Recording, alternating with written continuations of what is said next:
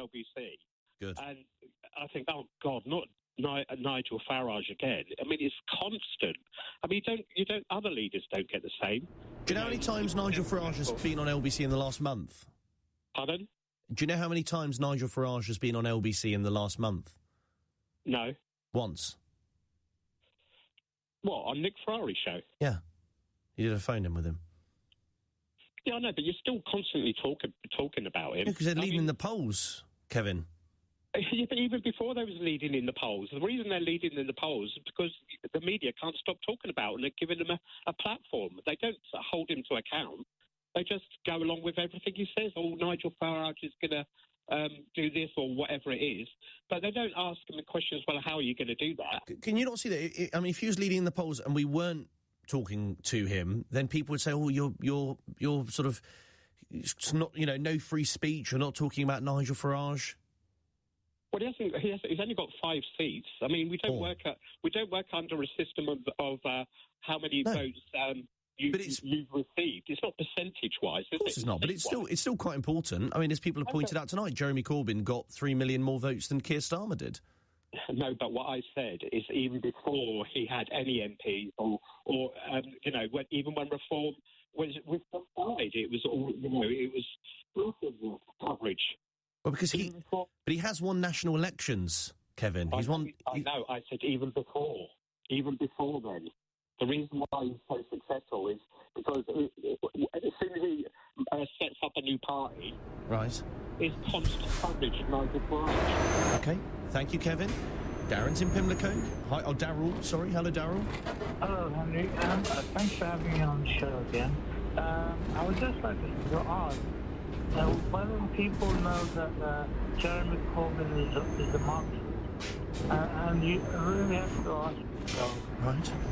Do you really think that British people would be happy under a communist government? Well, I don't think he's quite sort of starting himself as a communist, but I mean, he's certainly. I mean, people do like the cut of his jib to some extent, don't they? I didn't understand the question. I'm so sorry. What did you say? Well, I can't even remember now. But the point is, people like Jeremy Corbyn. Well, they appeal to the disheartened and the poor and the weak and frail people and people who are needy, and they promise to work. But then when it comes to a revolution and that you have to join the revolution, you end up down the barrel of a gun. Okay, thank you very much, Darryl in Pimlico. Thank you very much for your views on that new Corbyn Sultana party. I'm sure we'll come back to it. Coming up. Why don't you just stay there and leave us all alone? She's talking about... Well, my mother loved this country, and she would come back every year during the summer, and she just loved Scotland, and she respected the Queen greatly. Donald Trump heading to Scotland in a few hours' time as part of a 5-day private visit of his golf courses across the country. What sort of reception do you think he'll get? We'll debate that after the news. Also... Immortal!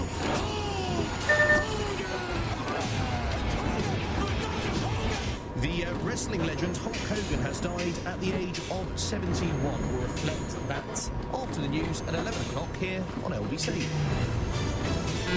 On your radio, on the LBC app, and... Play LBC. Leading Britain's conversation.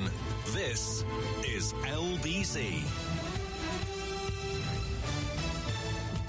From Global's newsroom at 11 o'clock, the Prime Minister says the situation in Gaza has reached new depths and he's admitted it's hard to see a hopeful future. Sir Keir Starmer says the suffering there is unspeakable and indefensible. He'll hold an emergency call with the leaders of France and Germany tomorrow. Humza Yousaf, the former Scottish First Minister, has relatives in Gaza and told LBC the situation is dire. We are seeing children emaciated. We are seeing families just in the most atrocious humanitarian conditions I think we've ever witnessed. And I think what makes it all the more harder is that this is entirely man-made. There is plenty of aid there that is ready to come in. Probably not enough, but there is aid there ready at the border, and it is being deliberately withheld. 17 people have now been arrested following violent demonstrations outside a hotel housing asylum seekers in Epping. Police cars were damaged and 8 officers were injured during the protests outside the Bell Hotel last week. A dispersal order is now in force as Essex Police steps up its response. A father has been found guilty of murdering his 2-week-old son at a special care baby unit. 27-year-old Daniel Gunter left Brendan Stadden with catastrophic injuries at Yeovil District Hospital in Somerset in March last year. Former Labour leader Jeremy Corbyn's confirmed the creation of his new political party, but its name has caused some confusion. Currently dubbed Your Party, it's due to be formally named at an inaugural conference, and Jeremy Corbyn is looking for suggestions. We're going to decide when we had all the responses, and so far the response rate has been massive. They've been coming in at 500 a minute wanting to support and join the new party, and we're open with suggestions for names. So if you've got a good suggestion, bring it on. Earlier this month, Coventry South MP Zara Sultana announced she'd be defecting from Labour to join the new venture. Hulk Hogan, the wrestling icon, has died. The 71-year-old died in hospital after a cardiac arrest at his home in Florida. He took a series of WWE titles in the 80s and 90s and also appeared on movies. More recently, he's been seen making speeches at Donald Trump's rallies in the US. Let Trumpomania make America great again! LBC weather, light rain in the northwest tonight, turning dry in the southeast, a low of 7 degrees. From Global's newsroom for LBC, I'm Daryl Jackson. This is LBC from Global, leading Britain's conversation with Henry Riley.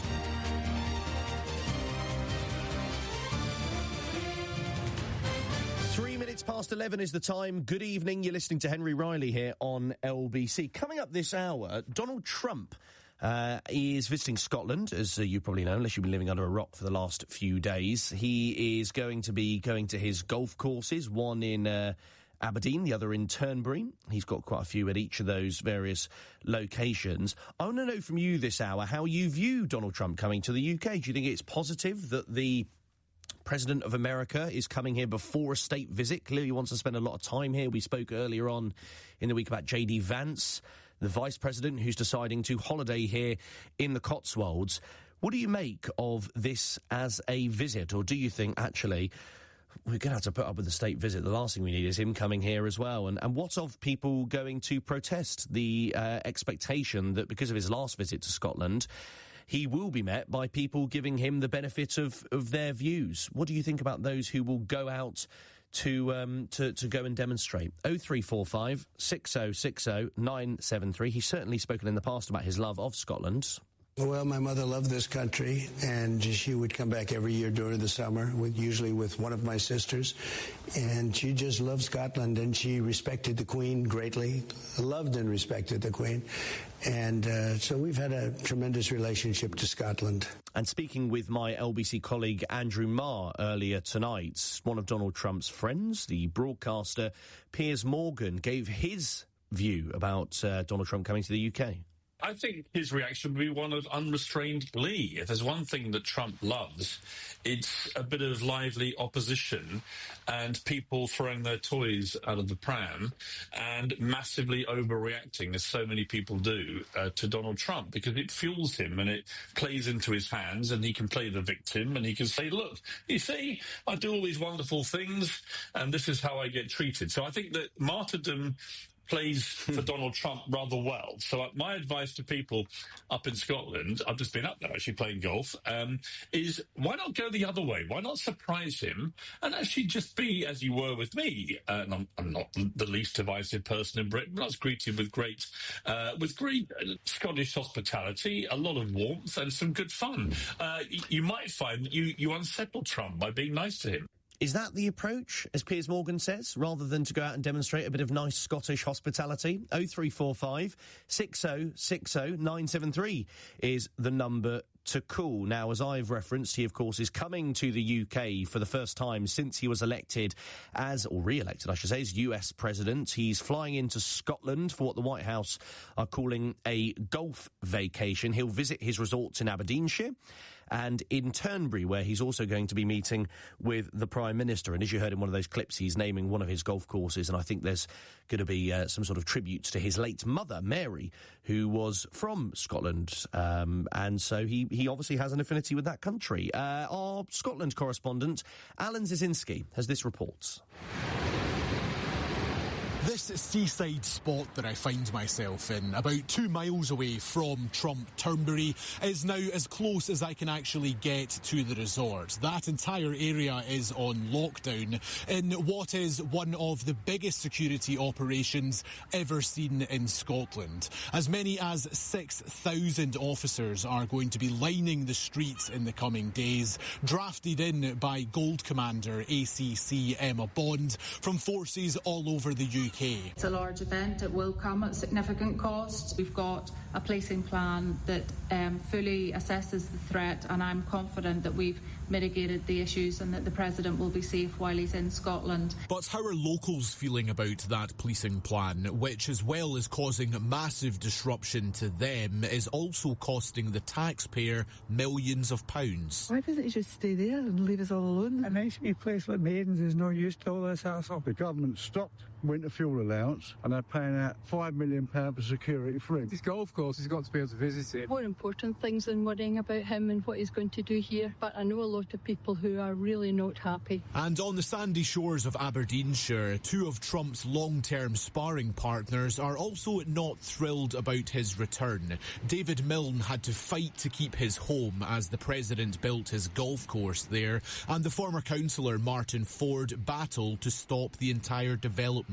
He was prone to a series of lies and exaggerations and general BS, for lack of a better term, and he hasn't changed. You know, the whole catalogue of him here: irrational, contradictory statements, unlikely predictions, implausible exaggerations. He tells you what he thinks you want to hear, not necessarily what is the fact. Mr. Trump does come here. I expect he will also be announcing that all the people protesting are wearing MAGA hats, that he has just completed the course having got a hole in one at every single hole, and that he's the greatest person in the world. But the First Minister, John Swinney, who will be meeting the President along with the Prime Minister, says that we should be welcoming him for the benefit of the country. There are a number of issues that are of importance around about the international questions with which we are all wrestling just now, and then there will be some domestic issues that are of importance to Scotland, particularly around about trade and tariffs. And could golf be the way to secure better trade? Errol Moorcoach from the Republicans Overseas Group thinks so.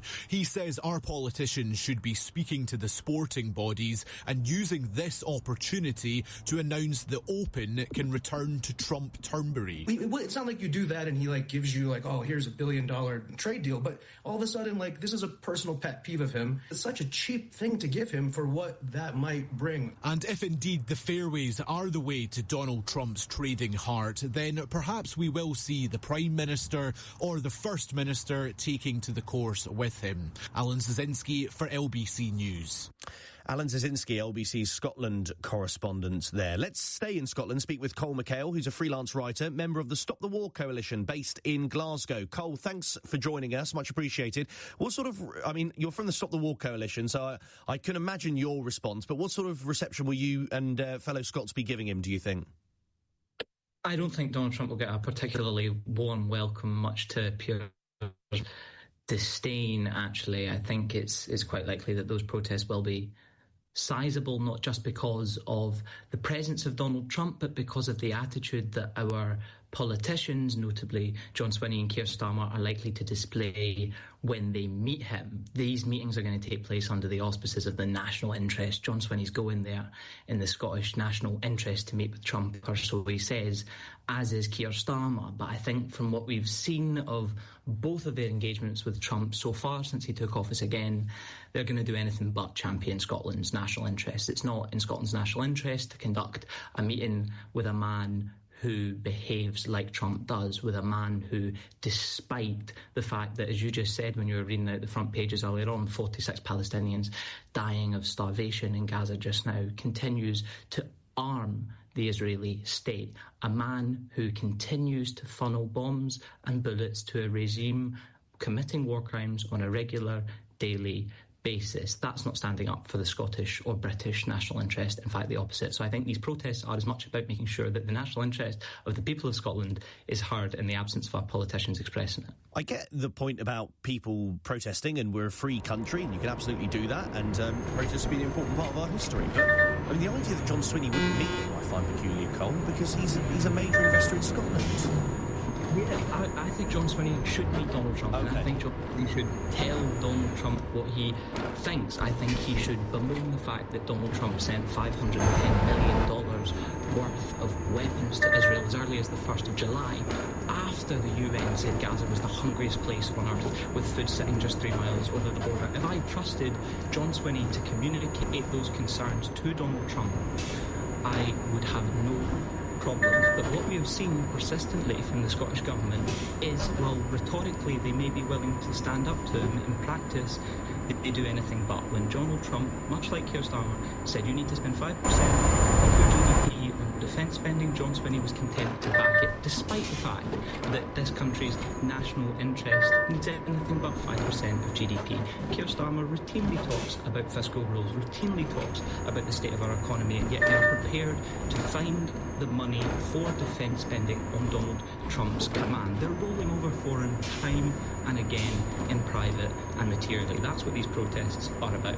Okay, stay there, Cole. I want to bring into the conversation Angie Wong, who's a Miami Republican committee woman. Thanks, Angie, for joining us. What sort of reception do you think Donald Trump should get in the home of his mother, Scotland? Well, I think that world leaders have long learned that if you praise Donald Trump the minute they meet him, that it goes a long way, and he opens up doors and he becomes your best friend.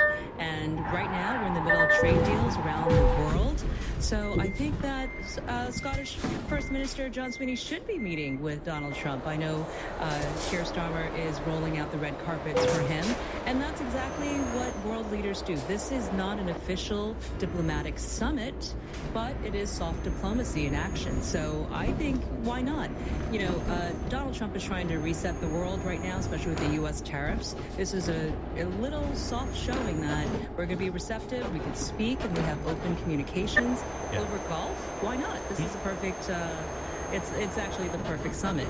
You said he's everyone's friend when they meet him. I mean, I don't think Vladimir Zelensky felt like that, and I don't think the countries he's whacked massive tariffs on feel like that.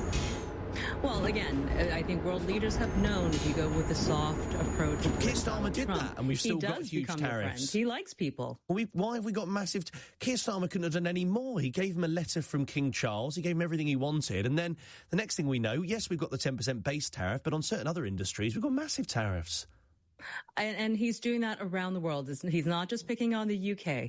You know, clearly he just did a trade deal with Japan, and Japan had to give us $500 billion as a signing bonus just to trade with Japan. It's long overdue. I mean, America has been footing a lot of bills, especially for world wars, and it's time that everyone chips in and that he rejigs the American economy. Right now, America is suffering because we've given out so much. Now it's time to claw things back, renegotiate. He's art of the deal. He is the art of the deal president, right? So he is going to make those deals around the world, and many people are very receptive. Lots of world leaders are receptive. Zelensky, sorry, he still wants our bill. He just wants a check from Congress every 2 weeks. Yeah, because there was an illegal invasion on his country. But why should the Americans pay for it? Why should we be footing the bill? And that's why he went to NATO. Trump went to NATO and asked for 5% from everybody. Anyway, I mean, Donald Trump's now stepping up some weapons for Ukraine. But anyway, Angie, I'll come back to you in a second. Cole McKell, any response to what Angie has said then? Yeah, the last thing Britain needs is to be open to business for America. We already are open to business to America. American multinationals make up a huge part of the British economy. We're effectively a vassal state. 25% of our GDP is associated with American multinationals. That's 25% that, with an economic strategy that sought development in Britain, would be spent here rather than leaving the country and going to Washington. Money that could create jobs, money that could be spent on our social services that drastically need investment. So I think the idea that what we need to do is attract more foreign direct investment to Britain by striking more trade deals with a man as erratic as Donald Trump is for the arts. The idea that that's good for our economy, that somehow can stimulate the growth that we need, isn't credible at all. I mean, the BT Tower in London is owned by the Americans now. It's turning into a luxury hotel. What isn't owned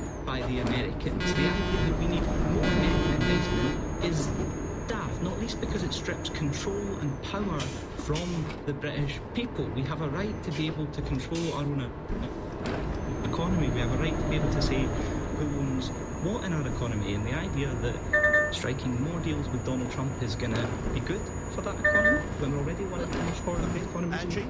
Yeah, no, look, we're going for an America First policy. By definition, that means someone comes second. It's time that America stop being second-footed around the world. We've had these antiquated tariffs forever. And we've allowed this to happen because our past presidents have been so lazy to renegotiate. Here's a guy who wants to completely flip the world upside down and renegotiate. And you know what? It's happening. And every single day we're having announcements on tariffs that benefit America. What's wrong with that? If you're the world leader and if you're representing America, wouldn't you want your country to go first? I'm sorry if the UK is not getting the greatest deal out of it. And that's why these soft diplomacy meetings are so important, is so that we can have a fair deal between the two countries. There has to be a line of communication. If it's just going to be protest, guess what the American cowboy president's going to do? He's going to say, okay, let's just tariff you 400% because I don't really like you very much. What do you think about he's not that thin-skinned to react badly to protesters. Surely protest is an integral part of a democratic country. Yeah, this guy's been shot at 2 times. I mean, he's used to everything. So he shouldn't mind if he protests in Aberdeenshire, should he? I'm sorry? Look, I'm sure with the protests, he knows they're coming.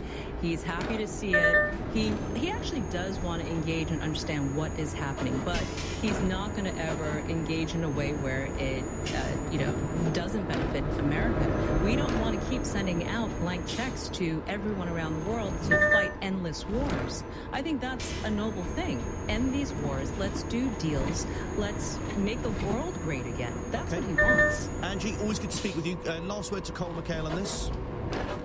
Presumably the blank checks are fine, providing they're going to Benjamin Netanyahu, a $510 million arms deal to the United States on the 1st of July, to Israel rather on the 1st of July. I mean, Donald Trump is sending blank checks. He's just not sending them to the people who Angie agrees with, presumably. Thank you. I appreciate both of your time. Cole McHale is a freelance writer, member of the Stop the War Coalition based in Glasgow, and Angie Wong as well, you heard, who is a Miami Republican committeewoman. What do you think? 0345 6060 973. Weekdays from 7 a.m. So we don't know how many and we don't know the cost. Straight to the point. You know what they're laughing at, those two? They're laughing at the law, and we're letting them. Nick Ferrari at breakfast on LBC. Inexcusable, shambolic failure. Listen on Global Player or the new LBC app. Download it now from your app store. LBC. The Thameslink train is a place where you can just switch off. Where you have the chance to scroll your feeds as you roll past fields, or simply relax with a podcast, playlist, or power nap. Go with your flow and save with advance tickets at thameslinkrailway.com. Terms apply. For simple, fuss-free pet insurance policies for cats and dogs, visit petsinnapickle.co.uk. For actual pickles, try the supermarket. So, where are we going? You wanted to try something new? Well, we're here. The Hyundai electrifying summer event. I booked a test drive in the all-new Insta online. It's the 2025 World Electric Vehicle winner, and we save £500 if we order before the 31st of August. Ooh, very stylish. Oh, and it's Hyundai, by the way. The Hyundai electrifying summer event. Are you in?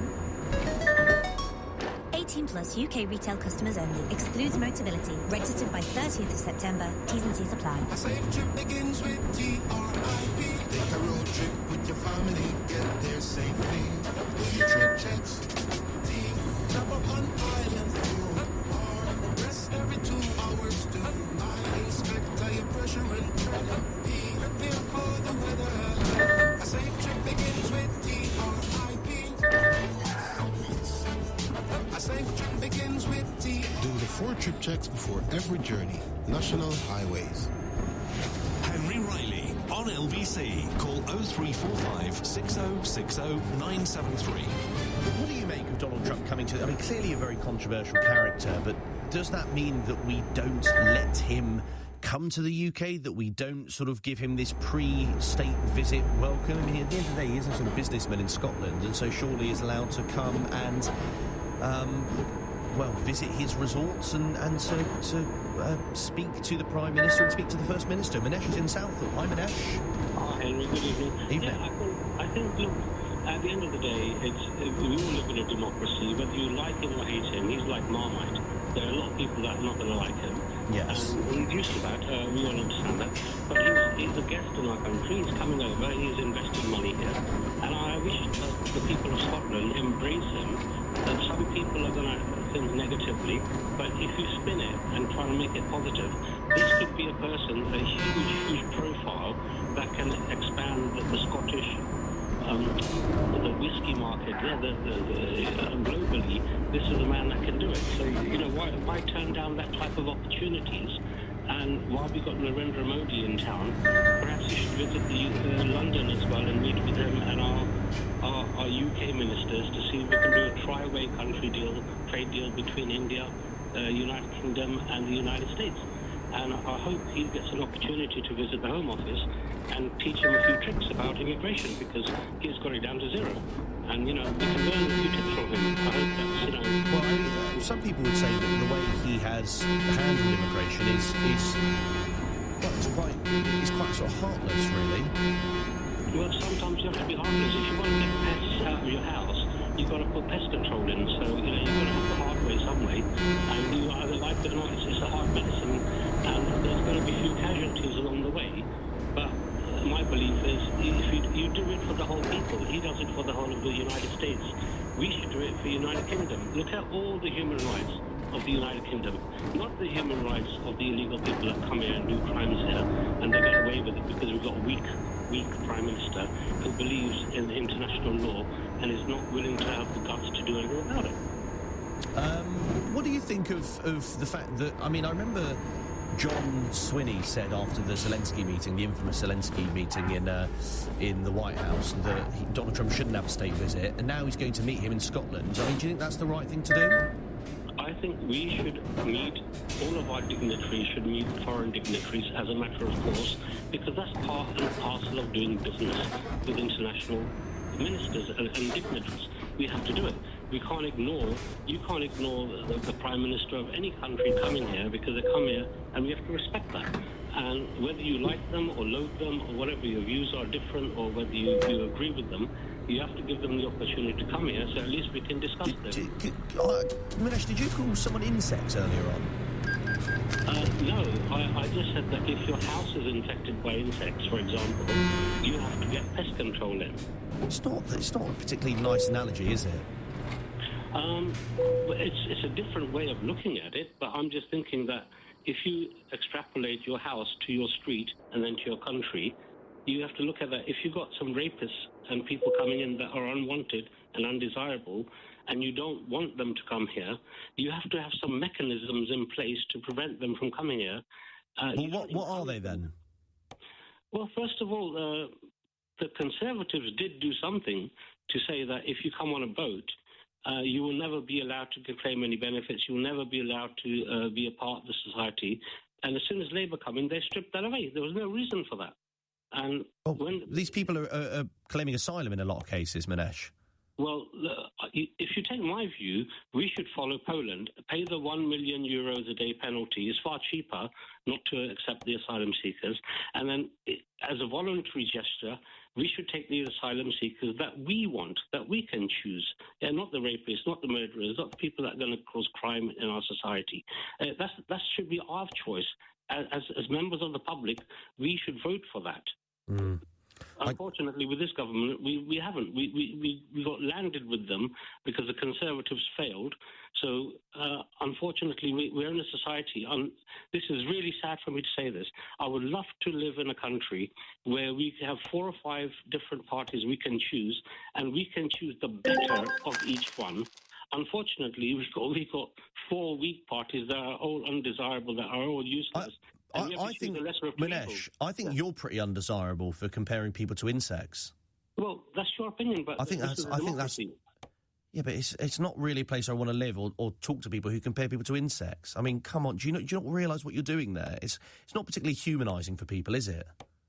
Well, I'm talking about the undesirable people of the world, not the decent people of the world. So if you can make that conclusion and diversify into that, I'm sure you would agree with me. But if not, then I think you and I have a difference of opinion. Well, yeah, certainly, and a different way of putting things, because there's no way I'd compare people to insects. Manesh in Southall. This says from Radius, incredible propaganda performance from the American guest. American started strongly, contributed to most wars. They're then moaning that they have to pay for, and Trump's doing nothing to stop the acceleration of wars across Europe and the Middle East. His chainsaw approach to world order is exactly why NATO states are willing to raise defence spending to 5%. Putin has a role, of course, but he's on the same team as Trump, fundamentally, if not on the specifics. This from Andy in Tavistock says, the talking head admits one important fact during her ramble. Britain is paying for Trump's visit through security, whilst he's making money off the US taxpayer by billing the government for his US secretive service detail to stay in the property. He makes millions per year doing this. The visit is just another gift in order to play golf and make money at everyone else's expense. And, I mean, there is actually a legitimate point there that it costs an absolute fortune. And you have officers being drafted in from other forces. PSNI, for instance, in Northern Ireland, officers are having to be drafted in for this Donald Trump visit. It costs millions of pounds in total from the Home Office and from the police budgets. Is it good value for money? I mean, I get that he has property here. I totally understand that. But at the end of the day, we're the ones who have to cough up the security bill for him coming. Shuvik's in Eltham. Hello, Shuvik. Hello, Henry. Yes, I don't think that Keir Starmer and John Swinney should be meeting Donald Trump. The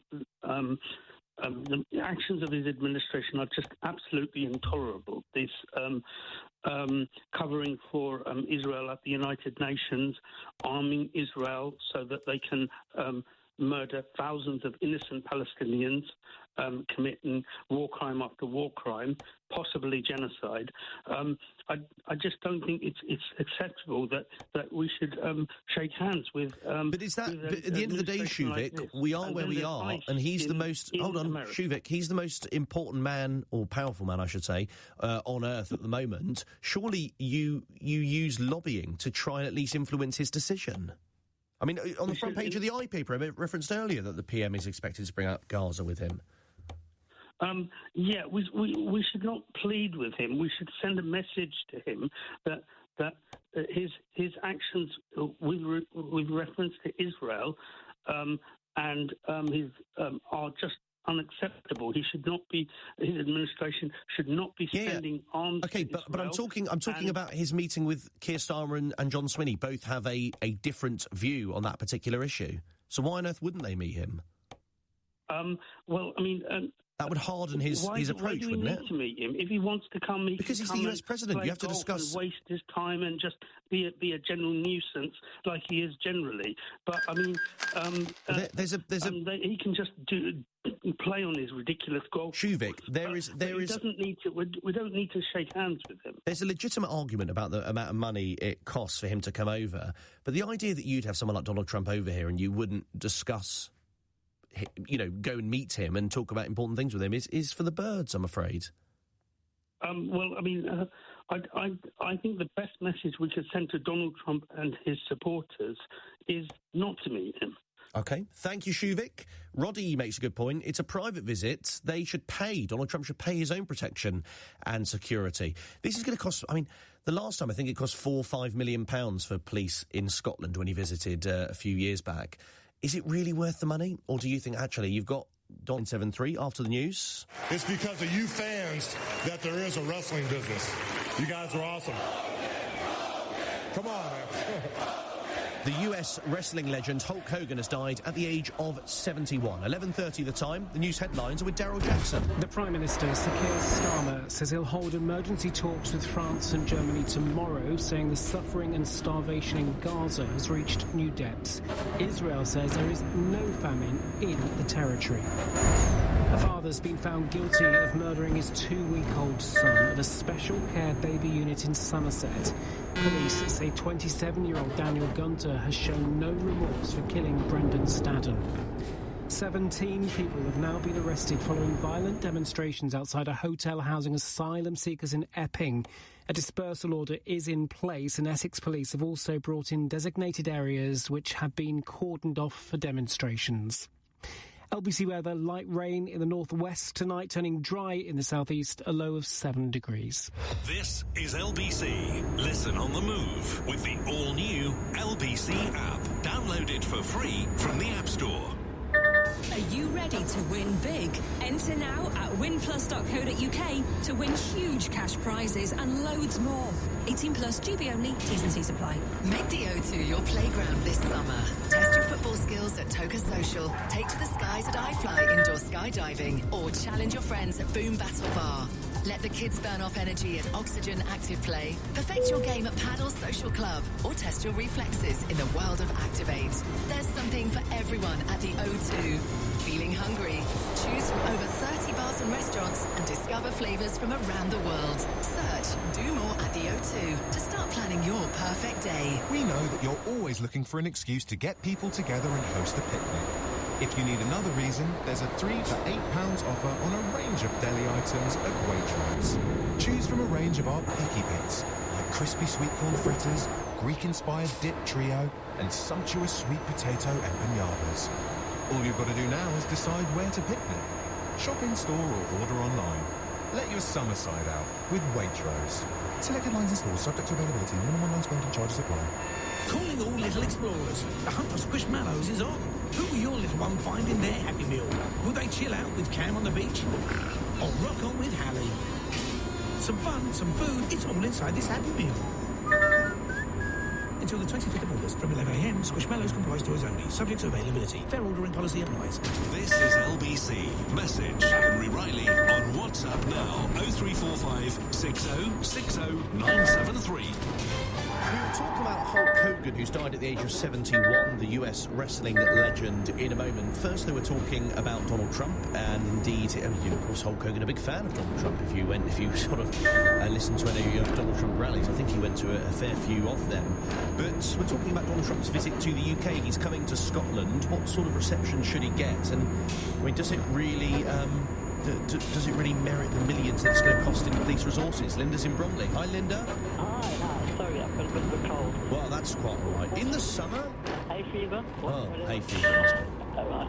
All I wanted to know is J.D. Vance is either here or he's coming here. He's bringing his family for a holiday. Yeah, he's coming to the Cotswolds. Yeah. Does he get the same amount of protection and security? He will get a certain amount of security, yeah, because he's by dint of being vice president, but I think it won't be the same level. Because Donald Trump's is a visit. Him and the president be out of their country at the same time? No, J.D. Vance is coming at some point in August. Oh, is he? I thought he was here, coming here already. No, he's coming in August. But what do you think about the way we should deal with Donald Trump while he's here? I'm a great fan of his. You're a great fan of his? Yeah, okay. Do you want to say more? Put it this way. If somebody visits your country or comes to your home, I think it's your duty to be hospitable. Don't show ourselves up by demonstrating and screaming and making a performance. Yeah. But is there not a difference between the state visit that we're giving him in September and him just coming for a bit of a jolly, and we're having to stump up loads of money from the police, which are already stretched? Does he not bring any of his own security? He does bring his own security, but we've got to police him, and the police are drafting forces from all kinds of various parts of the UK. Look, I think it's good. I think we need the Americans. We need him as a friend, and whatever we do to make it a good holiday or event. Yes. Okay. And lastly, what do you think about the protests? Because, I mean, surely we live in a free country, Linda, where you can go out and protest. That's sort of the cornerstone of our democracy, isn't it? You can voice an opinion, but sometimes they go just a little bit far and revert to Neanderthal. Really? But you don't want to ban protest, Linda. I mean, no. If someone's coming you disagree with. They go a bit Neanderthal about it. You can voice your opinion and protest, but sometimes they go a bit. It's a bit embarrassing.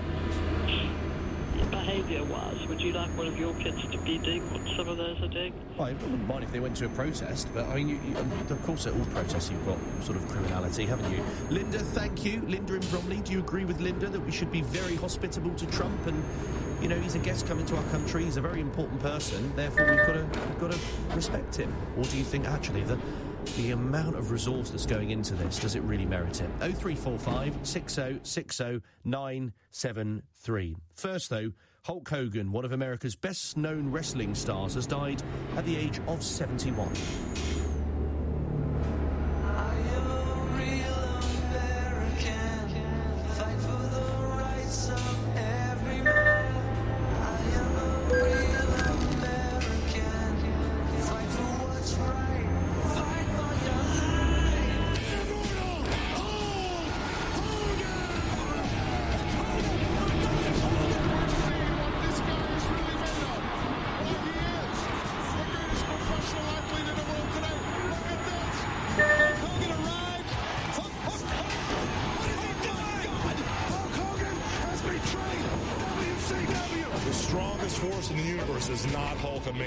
The strongest force in the after this you can sit up. It's you wrestling fans. You guys are the ones that keep this business alive. You guys are the ones that make everybody out here from Jericho, Triple H, The Giant, everybody, Batista fight their hearts out every night. It's because of you fans that there is a wrestling business. You guys are awesome. Come on, man.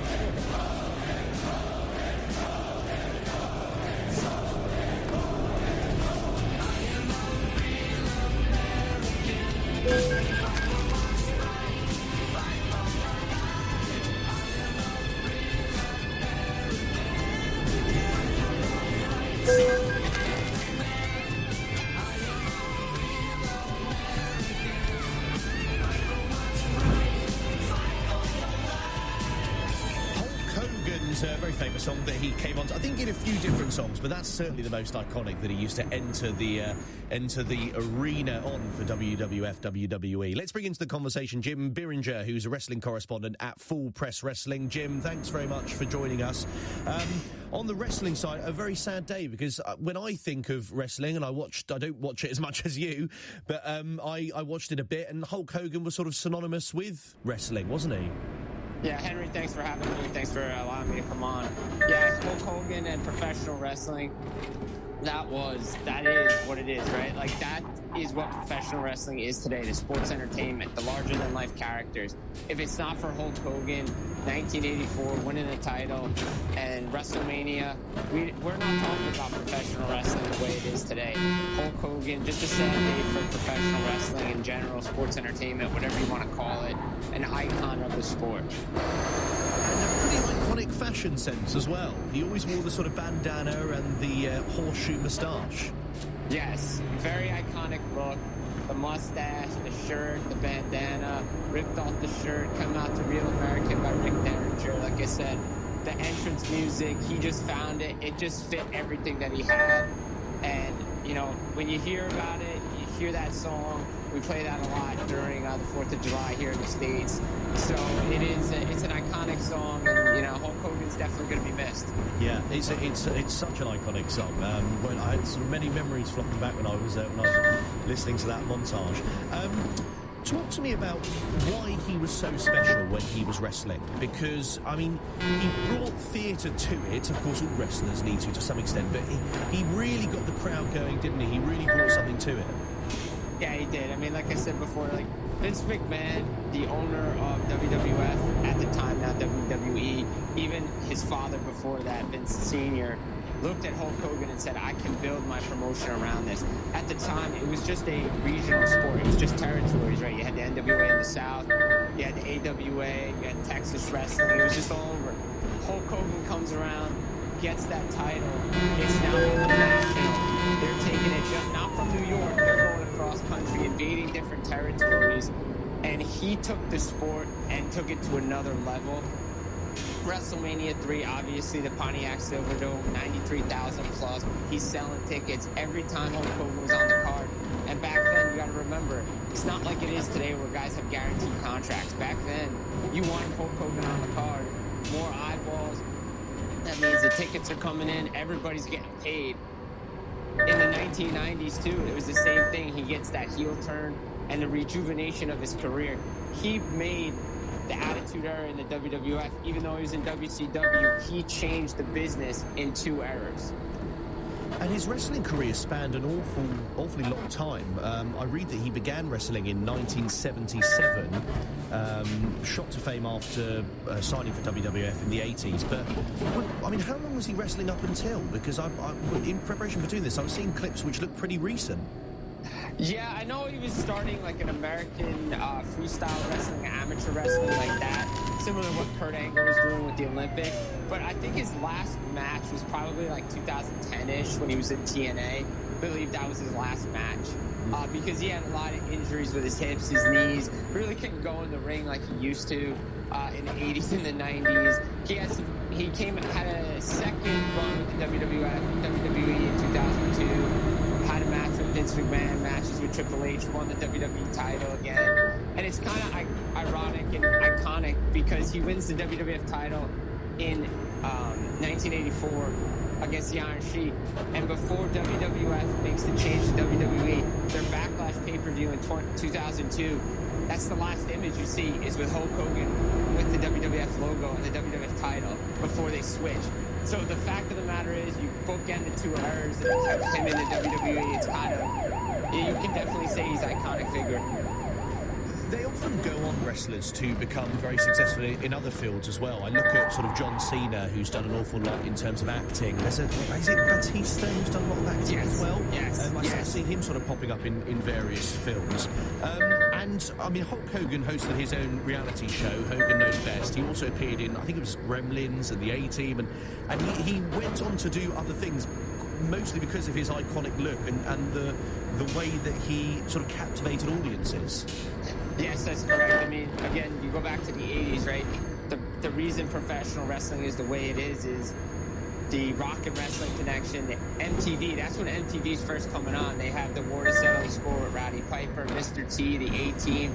I mean, he had some bad movies, Mr. Nanny, Suburban Commando, Traffic, Thunder Paradise. But he opened the door for other wrestlers to go to Hollywood. Is The Rock who he is, Dwayne Johnson, going to Hollywood if it isn't for Hulk Hogan? Same with Batista, John Cena, Cody Rhodes, now Roman Reigns. All these guys followed in Hulk Hogan's footsteps. He was the first. Were some of the movies bad? Yeah, absolutely. But what got him going was that Rocky 3 role with Sylvester Stallone. And that's what Vince saw. It's like, oh God, this big character, this is what I want for my promotion. And once he did that, it just opened the door for a lot of other opportunities that he had. Like you said, the reality TV show that he had, Hogan Knows Best. He knew how to play for the cameras. That's what his character was. That's who he was on screen. Again, I've said this all day. There's 2 sides to Hulk Hogan. There's the character that he was in the WWE, and then there's Terry Bollea. And, you know, again, you can think what you want of the person himself. Jim, great to speak with you. Thank you. Jim Biringer is wrestling correspondent at Full Press Wrestling.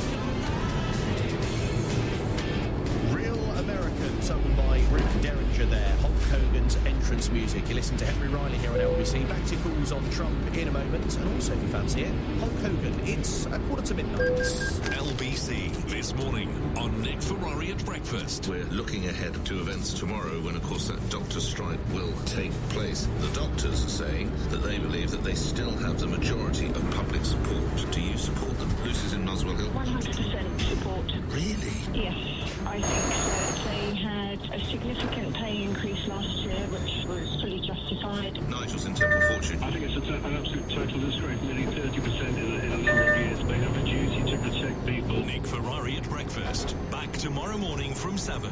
Listen on your radio, on Global Player, and the new LBC app. Imagine your dream holiday made possible by comparing cheap flights on Kayak Walking on an unspoilt goes on for miles beach on the Sardinian coast, plunging into the splendour of an idyllic lagoon in Greece. Ah, yes, this is the life. All you have to do is actually book it. Don't holidays. Use Kayak to compare prices from hundreds of travel sites and airlines to find your dream deal. Search Kayak and go see for yourself. Cruise into summer with Marshall Motor Group's sizzling summer bonus. Part exchange your existing car and get an extra £500 towards your next one. New or used, we have 20 of the biggest and best car brands to choose from. And with over 130 stores across England, chances are we're just around the corner. To find your nearest store and get your sizzling £500 part exchange bonus, visit marshall.co.uk today. Marshall, great cars, right up your street. Offer ends 3rd of August, terms apply. See marshall.co.uk/bonus. Save this summer with Lidl. Our mini mix has something for everyone. With a pack of 12 Bon Gelati ice creams down to just £2.45 with Lidl Plus. That's how you master a meltdown. Download Lidl Plus and start saving this summer today. 18 plus GB only while stocks last. Terms apply. See lidl.co.uk/LPTV. Offer ends 30th of July. The ASA regulates UK ads across all media, including radio, to make sure they stick to the rules. You should be able to trust the ads you hear, whether you love them or hate them. So we're by your side and keeping our ears open, because every little helps. The ASA, keeping ads legal, decent, honest and truthful. Oh, yes. At ulesprosperity.com, you buy the car and we pay you up to £600 per month in rental income. For conditions, visit ulesprosperity.com. Leading Britain's conversation. This is LBC with Henry Riley. Text 84850. James in Enfield on Donald Trump says, whilst Trump is a controversial character, I feel there is a slight hypocrisy in 500,000 people choosing to protest on his state visit last time. But in 2015, when Xi Jinping visited, there was minimal protests in the hundreds with the ongoing Tibetan and Uyghur issue. Surely this needs to be the same energy for the Chinese leader. Well, you're more than welcome to make that point. But I think Donald Trump being so close, the ally, I do think it stirs up something quite differently. But it's a very fair point. Karen says Trump is a horrible man. If I lived there, I'd be shouting. I don't understand how anyone could like him in any way. He's a ruthless narcissist, says Karen. And John says, is this a real conversation? If we don't roll out the red carpet, we'll be hit with large tariffs. Is it worth it? What do you think? How do you think we should approach this state visit with Donald Trump? Or not state visit, sorry, the visit that's taking place in just a few hours' time? Because, I said it before, it would seem to me that it's a good idea for Keir Starmer to meet him. It's a good idea for John Swinney to meet him, because he is the most powerful man in the world. If he's coming over to play a few rounds of golf, then by all means protest, and that's absolutely fine. Make your voice known, but don't ever go at Keir Starmer for going to meet him, because, he sort of has to, doesn't he? 0345 6060 973. I also said you could call in about Hulk Hogan, by the way. If you've been involved in wrestling in some way, do give me a call on that same number, 0345 6060 973, which is what Linda in Hackney's done. Hello, Linda. Oh, hello. How are you? Very well. Talk to me about wrestling. Well, actually, my father had a wrestling club. Ah. Where? Down in South London, and I used to go every Saturday and watch my brothers wrestle and my dad wrestle. Would that be quite scary? Wrestling? No, not really. Was it real wrestling, or was it... Oh, I'm sorry, I don't mean to be disrespectful. Yes, real wrestling. Real wrestling, right, yeah. Got it. And, but my son was a fan of WWF and all the stars, and I liked it as well. I just thought it was a bit of fun. But actually, when my son was about 8 or 9, we decided to record a programme, the WWF. Right. And so, I'm not very technical, but we set it all up, and we set up half the night watching, and so, unfortunately, he had a day off school the next day, because he was tired.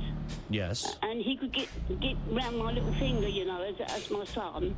And anyway, to cut a long story short, when we turned it on, we'd recorded Coronation Street. How disappointed were you? Well, yes, but I thought it was quite fun. funny, and I always laugh about it. And like when I'm teasing my son, I mean he's 38 now. I say, "Do you want to watch WWF or Coronation Street?" And he starts laughing. Did he have any memories of Hulk Hogan? Because he was sort of a real key part of that particular sport, wasn't he? I did like. He made films as well, didn't he? Did he make some films? He did make some films, yeah. I can tell you what films he was in, actually. Would you like to know? Well, was he in Crocodile Dundee? I don't know. I think so. Hold on. He was in... Hogan appeared as himself in The A-Team, Gremlins 2, The New Batch, Spy Hard, and Muppets from Space. Oh, yeah. Was also in... And also, one quick quip. My dad's friend was Jackie Pello. What? Was an acapello? Jackie Pello. Oh, it was Jackie Pello. Sorry. Can I tell you, he was also in episodes of Robot Chicken and... I got you. And American Dads. Do you know American Dads? Yeah. But my son liked Hulk Hogan. He also liked The Rock and I like Big Daddy and Big Daddy. Giant Haystacks. Giant Haystack. Oh, we had a message in that. They were British, weren't they? Yeah. Yeah. Okay. Well, nice to hear from you, Linda. Oh, what great show. You never got in the ring yourself. Don't tell me you did. Yes, I did. I actually did judo. But you didn't go in the wrestling ring, did you? Or did you? No. I'm only 4 foot nothing. Yeah. Okay. Oh, I still think... Well, it doesn't stop some people, Linda. No, there's still time. Yeah, I know. I'm 71 myself now. Yeah, well, no reason not to get in the ring, or is that a no? No, like, get a nice young fellow and throw him over my shoulder. Thank you, Linda. Exactly. Any more views on Hulk Hogan, or shall we return to Donald Trump? John's in Leytonstone. Hello, John. You can talk about whatever you want, to be honest. I mean, Hulk Hogan or Trump. Any views? Well, he's the president, isn't he, Mr. President? You've got to look after him. We've got a special relationship with America. It's costing us millions of pounds for him to come over, and all the police that are going to be diverted. I ain't got to be diverted, and that's what gets me. What about the poor police officers, John? The Police Federation of Scotland are saying people are going to be doing sort of 7-8 days in a row, 10 to 12-hour shifts. It's not fair on the police officers, is it? They get paid for it like they did. Well, like they got paid when they were doing the miners. They enjoyed it, didn't they? Enjoyed all that overtime. And that's for England. They've abandoned the streets. Come on, there's never any bloody police on the streets. The only time I see the police is driving around the police vans when there's a trouble on the rights and that. That's a lot of old nonsense. Well, there's definitely... They do what they like, the police. They've abandoned the streets for 20 years. That's why you got all this crime. You never see a policeman. I can stand outside my housing building and for 12 hours I want to see one policeman on the beat. There's none of them there in the hottest weather. Right. They're all nonsense. They do what they want to do what they like, and make up any old excuse and everything. This has been on for a long time. That's why you got a crime explosion. You don't see none of them. All you see is security officers in shops and everything, but no police anywhere. Except driving along in back. They never run out of petrol. Yeah. They're all expensive. It's all the nonsense. Okay. I mean, do you blame that on the police, or do you blame that on the government who cut police officers? It's not causing there is plenty of police, because when there's trouble like there is up in Epping, there's plenty of police. Come on, they're trained for rioting and everything, but they wouldn't be half the trouble if they got out on the street. But listen, all men, you should be 6 foot and over. They should do 10 years on the floor, on the beach, before they go into cars, helicopters. You see all these programs and everything about them. Gun specialists, all this nonsense. They should do 10 years, first of all, on the beat, like they used to do years ago. And speak to people. It's a load of nonsense. You're just turning into America. Okay. Okay, thanks, John in Leytonstone. William's in Harrow. William, should Donald Trump be allowed to come to the UK and to use up police resources, or is it, do you think it's important we have him chatting to the Prime Minister? Well, I think he might allow him to come, but he should be arrested. Okay. Why do you think he should be arrested? Yes, let me finish, please. He is backing up Mr. Netanyahu, who is a wanted man by the European Court. He is loading him up with bombs, planes, and the whole world now is aghast at what's going on. Little families, children, moms, even the helpers are dying now. falling down with the hunger. And he has the power to stop that by stopping the arms, and he's not making any effort. Do you really think that by arresting Donald Trump that would help that situation in any way, William? Come on. Well, if he's committing a crime, he should be arrested. By assisting this man to do this. But do you not also think through diplomacy, William, through John Swinney, who has a very different opinion on what's going on in Gaza to President Trump? I mean, would that not be a good opportunity for Donald Trump to be surrounded by people to give him the benefit of different views? Well, it doesn't matter. He won't listen. Netanyahu won't listen. Our guys have been chatting about this for 2 years. Nothing has happened. They've been sanctioning guys in the Israeli battle. They're just laughing at them. Yep, Bezalel Smotrich and Itamar Ben-Gvir, you're right, 2 ministers both sanctioned. William, thank you. Lisa's a new caller in Preston. Hello, Lisa. Hello there. Hi, Donald Trump. What do you think? Does he come? Well, he is coming later today. Should he be... how can I phrase this? Do you think it's worth the resource? Yeah, I do. I think that we should welcome the President of the United States. I'd rather have him here than the royal family from Qatar that we seem to welcome with open arms, with King Charles there inviting him for afternoon tea or whatever they do. You know, they have Hamas that they support and protect and provide money for. So for me, I'd rather have Trump any day. Well, Qatar have been sort of mediators, haven't they, in some respect? But you think that... what do you think about the protesters, Lisa, who will inevitably turn out? Against Donald Trump? Yeah. I have no problem with that either, because we're a free country. So I'm happy for them to protest. And in some ways, I mean, personally, I think... Personally, if you want me to be honest, I'm a bit embarrassed by it, because we are, as a democratic country, as so is America, and the way that we are as a country at the moment, I think we need all the resources we can get and all the business deals we can get. So in some ways, I'd rather we supported him coming, but I also totally understand people who don't support him. OK, thank you very much, Lisa. Appreciate the call. Lastly to Paul in Cambridge. Hi, Paul. Hi, Henry. Trump's here on a private visit. Yes. He's not here as President of the United States. I mean, sort of is, though, isn't it? I mean... But he's not. He's here to visit his golf courses. Yes. So he's not here in an official capacity. Yes. He's rich enough to provide his own security. Yes. And he also has a Secret Service with him. So we shouldn't have to fork out. I think I heard on the radio earlier on today, £24 million but it's security. You've still got to have police there, Paul, haven't you? I mean, as we know, protests need to be policed to some extent. Yeah, we need police here, but we don't need to go to the extent that they're going to.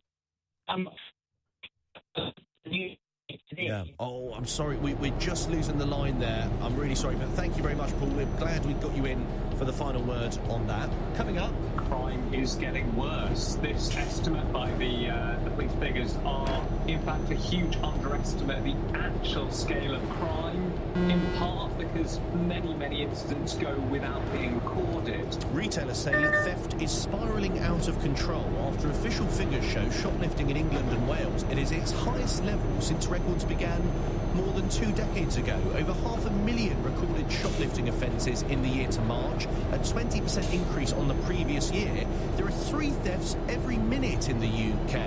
Why do you think shoplifting is spiralling out of control, and what on earth can be done to sort it?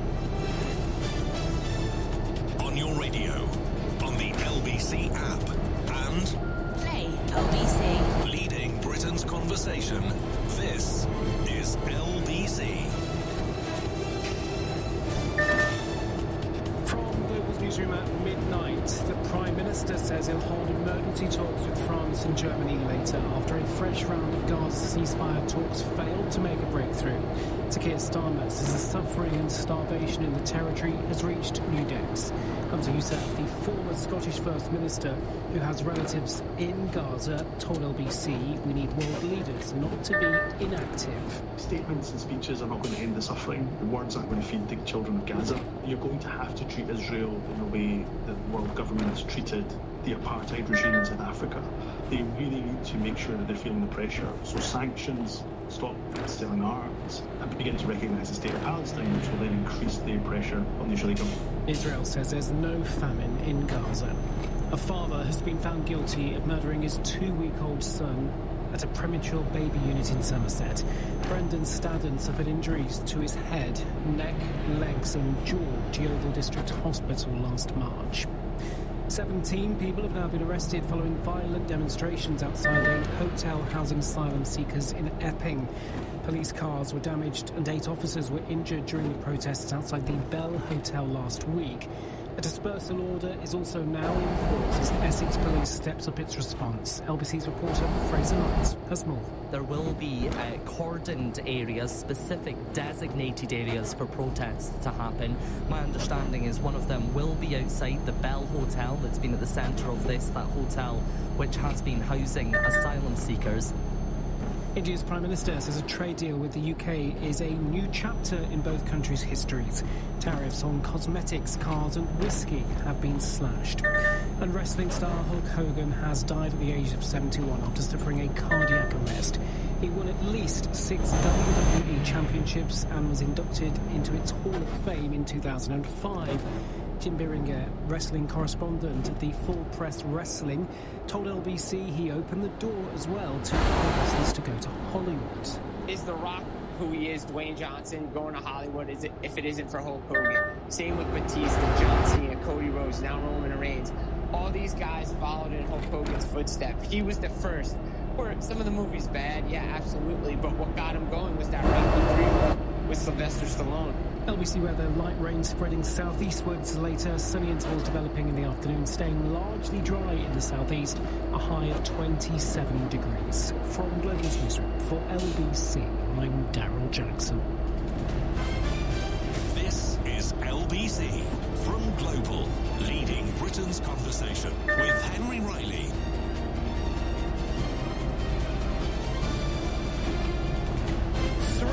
Past midnight. Good morning. You're listening to Henry Riley with you here on LBC, in for Ben Kentish for the last time. Maybe not ever, or possibly ever after that last hour. But it's nice to have your company. Thank you very much for joining us over the last 2 weeks. If you have been, Ben will be back from Monday, so fear not. In this last hour on Late Nights, my last hour on Late Nights before Richard Spur. No, it's not Richard Spur, it's Clive Ball, of course, isn't it? It's Friday morning. Before Clive Ball takes over at 1, I want to talk to you about shoplifting. Now, this is an issue that really irritates me, and if it doesn't irritate you, I think you need to sort of get your head checked and work out why, basically. Because the idea that you can be sort of in a shop and, well, firstly, in a shop and someone is stealing next to you or in the queue where you just see them gratuitous. I mean, I see it all the time now. Maybe it's because I live in London. I mean, if you don't live in London, you live somewhere else. Is it as bad as what I'm describing where you are? You just see people just not even anymore stuff things in sort of big puffer jackets. They just walk out with it. They're absolutely brazen, no problem at all. Just walk out with something. Now, I know that people are going to say, well, there's far important issues to deal with. People are shoplifting for a reason. I understand that people are going through a very tough financial time. I'm really sorry though, it doesn't justify shoplifting. It doesn't justify shoplifting at all, because what you do when you shoplift, if you shoplift from a big store, it means, I mean, if we all do it, and it's clearly going up, then prices go up, so you're actually hurting poorer people. And if you steal from a local convenience store, let's say, then that really hurts the person who owns that. That really hurts the shopkeeper who is reliant on their business so they can have a good way of life.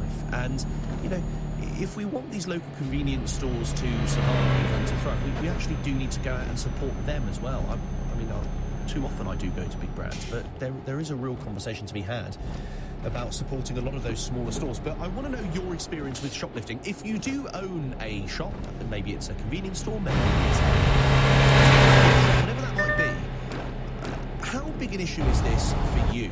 If you work for one of the big stores, say, I don't know, I mean, Co-op have spoken a lot about shoplifting in the past. Take big supermarkets, obviously don't name where you work, and we can change your name and whatnot. But how often do you see this? And if you work in security, I'd also like to hear from you, because we often sort of see security guards waiting there, and quite understandably, if someone's looking quite intimidating, walking out with something, then you're not going to stop them, are you? For fear of actually getting whacked yourself, or for fear of a confrontation, which, let's be fair, you're probably not paid enough to do. So I really think we need to get a grip of shoplifting. And I know it's such an easy thing to say, but something needs to happen whereby we don't just accept this as we are at the moment with a way of life. You often hear people talking about the broken windows theory, which is when you allow small petty crimes, and I know for some, if you run a shop, it doesn't feel like a small crime, but you allow shoplifting offences to go unchecked, you allow things like graffiti, and then you end up with a society that is fragmented. And I really do think that the sort of proliferation of shopkeeping, the slow shop theft, I should say, shoplifting, the slow increase we've seen over the last few years, certainly visually, I think is a real big problem, because people see it. And I know that you have big issues with white-collar crime. I totally accept that. But shoplifting is very visual, and, you know, we can chew gum and walk at the same time, right? You can do more than one thing at once. So I do think we need to tackle shoplifting. My question for you, though, is how best do we do it? Is that through CCTV in stores? Is it through more bobbies on the beat in some of those hot spots outside shops? Obviously not all the time, but in and around that area. Is it through more sort of tags, as you see, on certain products? What is the best way to tackle this? Because at the moment, it's not working, is it? 0345 60 60 973 is the number to call. You can text 84850 or ask a listener to send a comment to LBC. Have you been impacted by shoplifting? Here's another thing. Are you a shoplifter yourself? Call me. You can change your name, but I'd be interested to hear why you do it. We'll come to your calls on that in a moment. First, though, I'm joined by Dr. Lawrence Newport, who is the founder of the Crush Crime campaign. Thanks very much for joining us, Lawrence. Start by telling us, what is your campaign, Crush Crime? The Crush Crime campaign argues for a reduction in crime across the board by building more prisons, by imprisoning people who have 15 or more offences. These are career criminals. This is 10% of criminals that are committing around about 50% of all crime, from people who, again, have over 15 offences to their name. We advocate for building more prisons and imprisoning these people to reduce crime rates by sometimes up to 90%. It is possible to crush crime. It is possible to act on it. And unfortunately, our politicians just simply aren't doing so. What would they get if they'd committed more than 15 offences, sorry? We advocate for compounding sentences, so the more crimes that you've committed, the longer that you would be in prison for. This is something which actually our current guidelines are meant to already cover, but don't in practice, nor actually if you read the many caveats that essentially enable people, sometimes with hundreds of offences, to avoid any prison time at all. Let's talk about the big story of the day in terms of crime, and this is this shoplifting epidemic, which it's described as, and indeed people see it, and the sort of headline is very stark: 3 thefts every minute. But actually, it's shocking but not surprising, is it, unfortunately? Unfortunately not. This is something which the general public has known for some time, but politicians have really not paid attention to. We now have signs in the statistics that are astounding. We're looking at the highest theft from the person on record, the highest shoplifting on record. It was record-breaking last year and has increased yet again this year. There is an increase in headline crime overall from the CSEW this year by around about 7%. So we are now seeing in both police-recorded crime and crimes that people are experiencing, they are making a very, very clear statement that crime is getting worse. Multiple categories of crime are the worst they've ever been, and politicians just simply are not alive to the issue. And focusing on shoplifting, I mean, it's such an easy question with not an easy answer, but what is the solution then? Because, I mean, I see it, you see it, and it's irritating, isn't it, when you're sort of waiting with a basket of goods and someone walks out with something probably far more expensive than you've got, and it's, yeah, I mean, not least for the staff as well, having to work at these places. Completely, but this is also a solvable problem. We have reams of data on this, and the actual answer is something which I think most people would also see when they look at this issue first off. Policing that focuses on arresting people who commit these crimes. At the moment, we're looking at far below a 1% suspect identified rate. That's not even convicted, that's just identified. It is more active policing, but also imprisoning the worst offenders. As I said earlier, 10% of criminals are responsible for over half of all crime. These are people with 15 or more offences. Many shoplifters have done this on hundreds of occasions, and yet we have case after case after case, crush crime, that we find that judges are giving sometimes 2 months, sometimes a few weeks, sometimes no prison time at all for 200 or 300 offences. And that unfortunately means that these people are back out on the streets. Our system has allowed them to continue a revolving door of criminality, and that has to end. How do you begin to identify these people then? Because not least some of the time their faces are obscured, but also the logistics and the time it would take are surely quite prohibitive, aren't they? Some of it is actually about just having more officers on the street in concentrated areas. There are towns in this country where police have concentrated efforts on the town centres and have arrested a handful of people. It often doesn't take very many, and you can see crime rates drop by up to 60 to 70%. So it is possible through yes. Police presence, you think, in and of itself? Not just that, you also need the actual prison sentences to make sure this actually lasts, but certainly, in fact, it is often taken for granted or pushed back on by police and particularly by politicians, actually, by police leaders and politicians, that phone theft is too difficult to arrest people on, that they often get by very, very quickly, they're often masked up, and yet a couple of months after we started the Crush Crime campaign, highlighted the issue of phone theft and how that is actually the worst it's ever been. The Met ran a special operation and in 1 week arrested 200 people for phone theft. It is quite clearly something they can do. They just have to choose to actually do it. And if I was listening to, on the subject of crime, Nigel Farage, who's launched this sort of big crime strategy at the start of the week, and he was making the point that one of his family members had had their phone stolen and they'd tracked it and yet not been able to... The police had I don't know if they'd refused or been reluctant to go and get it. I mean, is that something that needs to change, when you literally have people who can track where their phone is, where their goods are? It's incredibly frustrating. Actually, only 3 weeks after starting the Crush Crime campaign, my sister-in-law's phone was stolen. She was on Westminster Bridge. She turned to look after her baby while her toddler was next to her, keeping them close to her, and somebody took that moment of a mother looking after their children to steal the phone from her pocket and run off with it. She could track it. She tracked it to the store and then an address in North London, and the police essentially said there was no way they were going to do anything about it. 3 days later, it was in China, and then the signal was gone. But they are able to trace these, and in fact, there is good reason to give police the ability to actually follow up on these. There is no reason that we should live in a world police will not go and simply knock on the door and ask for it. When we talk about shoplifting in particular, the thing that frustrates many LBC listeners is about the police presence, as you say, but also actually the retailers doing more themselves. And, I mean, I read that Yvette Cooper has announced plans for extra officers on the streets of 500 towns in a summer blitz on shoplifting. M&S, Morrison's Boots are now rolling out a new scheme to submit CCTV photos, personal data. So, I mean, stuff is being done. It's certainly been announced. Right. Of course, we've seen police numbers have not improved. that is getting worse. There is a police recruitment crisis. These are solvable problems, but it does need more than announcements. They need to follow through. These announcements are good, they're good to see, but we do need to actually see things improve on the ground. And certainly with shoplifting, we are facing an epidemic, and the results for many of us is seeing more and more security tags, more and more items behind locked containers or in plastic boxes. And these are things which just tell us that the world around us is getting less and less safe, and that isn't something that we should have to accept.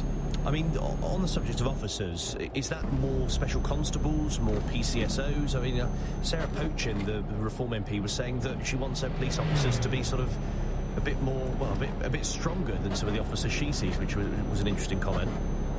I think there needs to be actually a serious look, and certainly what we are going to do in Crush Crime in the next few months is look at how to solve the police recruitment crisis, to keep police officers, not only to recruit them, but actually to retain them. Many officers are leaving the force in droves. It's clearly a job which is no longer rewarding people for their dedication or their time or their experience, and more officers I meet are simply saying that they find the job depressing, incredibly difficult to see the change they're making, and are leaving in droves. If we look at the capital in particular, Lawrence, I read that over 60% of all personal thefts now happen in London. I mean, that seems to be one place where we do see police officers, but clearly not across the whole of the capital. Well, worse than that as well, though, is that even when there seems to be evidence, they don't follow up on that evidence, they don't follow all lines of inquiry. This is something that actually led at the very beginning of Crush Crime. We placed a bike outside the Met, and we were outside Scotland Yard, Met HQ, and we waited, didn't have to wait very long. The bike was stolen in the middle of the night, and we traced it. We could tell them where it was, we could tell them exactly where it had been left, and all of the CCTV cameras around it. Within a few hours, they closed the case and said they were not even going to check CCTV or, unfortunately, do anything about it. Thank you, Lawrence. Dr. Lawrence Newport is founder of the Crush Crime campaign. I want to know this hour your experience of shoplifting and how you think we can go about tackling it. 0345 6060973. 3 thefts every minute at the moment in the UK. Something's got to be done. This is LBC. Here comes Steve, with the satisfied smile of a man who's checking out at midday after a great night's sleep and a delicious unlimited brekkie. See the untamable bedhead hair, and if you look really close, you can see that properly well-rested glow, which can only be one thing. Last night he slept at Premier Inn. Get better sleep for your money. Premier Inn. Rest easy. Breakfast subject to availability. T's and C's apply. When you're smiling. Banning Dental Group clinics with over 5,000 top-rated Google reviews. Keep on smiling. Managing your business is a big task. To then stay on top of the numbers as well, you're only human. That's why the Intuit QuickBooks AI-powered platform supports your business growth as the #1 recommended cloud accounting software. Intuit QuickBooks. Based on a survey of 506 UK accounting professionals. Verify at quickbooks.co.uk/verify. Henry Riley on LBC. Call 0345 6060973. Nathan is a new caller in Greenwich. Hello, Nathan. Hi, Henry. Hi, what do you want to say? So first of all, I'd just like to point out I'm a little bit annoyed with this thing that people have this idea that people only shoplift because of how much of a struggle life is today. Okay. So like a year and a half ago, I was a prolific shoplifter. And I was doing it for kind of a rush. I had this silly idea that I could justify it because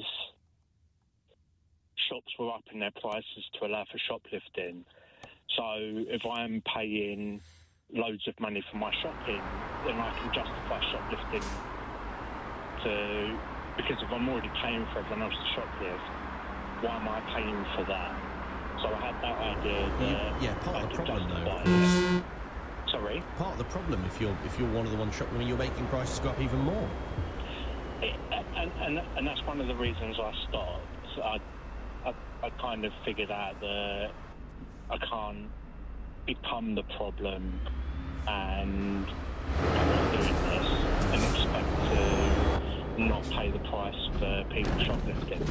But this idea that people are only doing it because they're struggling. I was in a store the other day and a youth walked in, literally walked right behind the counter, just picked up a stack of cigarettes and just walked out like it was nothing. What, behind the counter? Yeah, so it is, am I allowed to name the store? No, we'll just keep it vague. It's obviously a big store. So it's one of the, like, local ones, but a big store. So they had no people behind the counter because it's self-checkout and everything. So they've got staff on the shop floor, and this young man literally just pushed the door open to get behind where the cigarettes are, opened the cabinet and just took just as many as he could carry, and the lady that worked there went to stop him, and he told her that he would put the fags on the floor and smack her one if she tried to stop him. Oh my goodness. So, and I don't look at him and think that he's only doing this because he's struggling. And I wasn't doing it because I was struggling. Why? Did you get a sort of thrill out of doing it? Yeah, I think it was an addiction. Really? Because I was taking stuff that I didn't need. It wasn't essential stuff that I was taking. So it was an addiction. There's a little kick in it. And like you said, there is a bit of a thrill in it as well. Mm. Yeah, and what made you change your ways? Was there like a certain moment that you remember? Yeah, my daughter started shoplifting. Oh, really? Yeah, so I was kind of like, no, because she's obviously picked that up from me. And it was at that point I had to stop. And what... how did you know she was shoplifting? Did she tell you, or did you just find out? I caught her. So she was on her lunch break with her school friends. I was on my work break. She didn't know I was in the same store. And I just see her pick something up and put it in her pocket. Do you know what it was? Yeah. It was some makeup. So again, it wasn't even essential. Like, she wasn't doing it because she needed it. Yeah. I think she was doing it to get the kick out of, like, showing off to her friends that, yeah, look, I just took this from the shop and I won't stop. What did you say to her? I told her I was disappointed in her. I told her that she can't do that sort of stuff. How did she know that you shoplifted? Did you tell her, or did she just know? She caught me. Oh, she caught you as well? A couple of times, yeah. So what I would... And again, I think the other thing that's contributing to the shoplifting going higher is these self-checkouts. And it's how I used to do it. It's so easy to just do it at the self-checkout because there's normally no one there to check what you're doing. Yeah. So I would go to the self-checkout with like 3 or 4 items, scan one item, but put all 4 items on the weight bit. Doesn't it say, though, you haven't, the Not weight... all of them do. Oh, right. Yeah, not all of them do. So you can scan an item, put it on the bagging area. It would only register the item that you've scanned, but you've put 4 items on there, and then you would just pay. And then any staff that were on the shop floor would just look at you paying for items that they think you're paying for all of it. Yeah. But really, you're only paying for like a pack of chewing gum, and you're taking like £30 worth of items. What would have stopped you from shoplifting or stopped you in your tracks while you were actually doing it? Would it have been, obviously, repercussions, but what should they have been? I mean, I should have been arrested and cautioned for my actions. But I just think, like one of your previous callers in the last hour, the police resources are so stretched at the moment due to government funding and everything else they're having to deal with, that they just don't come out for shoplifting. I mean, like I said with the guy that took all the cigarettes, they called the police when I was in the store, and then when I went back the next day, the police still hadn't been out. Yeah. They just don't. And the thing is, people will sit there and go, yeah, but the security need to be able to restrain these people and hold them and all of that. But security guards ain't going to want to put their safety on the line for a bit of shoplifting. You don't know if these people are going to turn around and attack you or injure you seriously over what they're shoplifting. Wow. I mean, that's really interesting that you've called in and that you were doing it. Be honest, do you ever get tempted to do it now? Yeah, 100%. Really? Yeah, all the time. Like if I'm in the store, especially if they're busy, I'm like, oh yeah, let me just take one item just to feed that little bit of the addiction that I had for it. What's your message to people who are listening to this who are shoplifters? Get help. People will think that you're doing this to be like rebellious, or they think you're doing it for financial gain and everything else. But I truly believe, with how I felt about it, that shoplifting is an addiction for some people. Just for that thrill. Thank you, Nathan. I appreciate you calling in. Nathan, a new caller there in Greenwich who, as you heard, used to be a prolific shoplifter, has now changed his ways. This comes in saying, I'm not going to name the person, we'll say Dave and the shop, but I'm a supermarket colleague in London. The policy of not stopping, arresting or holding shoplifters and thieves to account poses several dangers. It encourages a culture of impunity where individuals feel emboldened to commit theft knowing there'll be no consequences. It could lead to a theft increased in theft rates, impacting the store's profitability and potentially driving up prices for honest customers. Secondly, it compromises the safety and security of both customers and employees. Without intervention, there's a risk of confrontations escalating into violence and endangering innocent bystanders. Additionally, failing to address theft effectively could harm the supermarket's reputation and undermine customer trust, leading to a loss of a business in the long term. While the intention may be to avoid confrontation, this policy could ultimately have detrimental effects to stop in the community. And it sent me a whole list of reasons in order to try and get this down. Everything from technological solutions, awareness, strengthen partnerships with law enforcement, enhance staff training, improve the layout, visible security measures like CCTV, and the underlying causes. Thanks very much for your message, Dave. Ravi's in Isleworth. Hi, Ravi. Well, hello, Henry. Firstly, I'm sickened by that previous caller. We suffered 25, 30 years ago when we had retail shops. To the present day, this happens every day. And I'm not going to be popular, but I think security guards, shopkeepers should be able to fight back and maybe beat these guys up to a pulp. You don't want people beaten up, Ravi. Come on. Well, listen, Henry, that's just my opinion. I'm 56. I've never been in trouble by the law. What happened last week, Henry, again, people do it, in gangs, and they go into Greggs now, and they just steal sandwiches, and luckily a customer there, he actually fell back, and he grabbed one by the neck. Oh, I got so happy. You have to do something, but that's just my opinion. The sentencing policy is not good. They know they can get away with it, Henry. And to have this caller on your program, it's unbelievable. I'm surprised. Well, but I did say, because we need to hear why people are doing it, Ravi. I mean, have you got experience with shoplifting? But either doing it or being a victim of it? Well, we've been victims of it, and I see it, Henry, and I think the security guards should be able to fight back. I obviously say they shouldn't be able to fight back, but I've seen a few... whichever means necessary, whether you hold them by the neck, you punch them a few times, this has to stop. I don't think that's... We don't want to see people being beaten up for stealing you need to stop people, and by all means, they need to face the full force of the law, don't they? Henry, we just said there is no full force of the law. I know, but that's the thing we need to improve, isn't it? Well, if you can allow the first person on, and you don't allow me at my say, what do you want? Of course I am.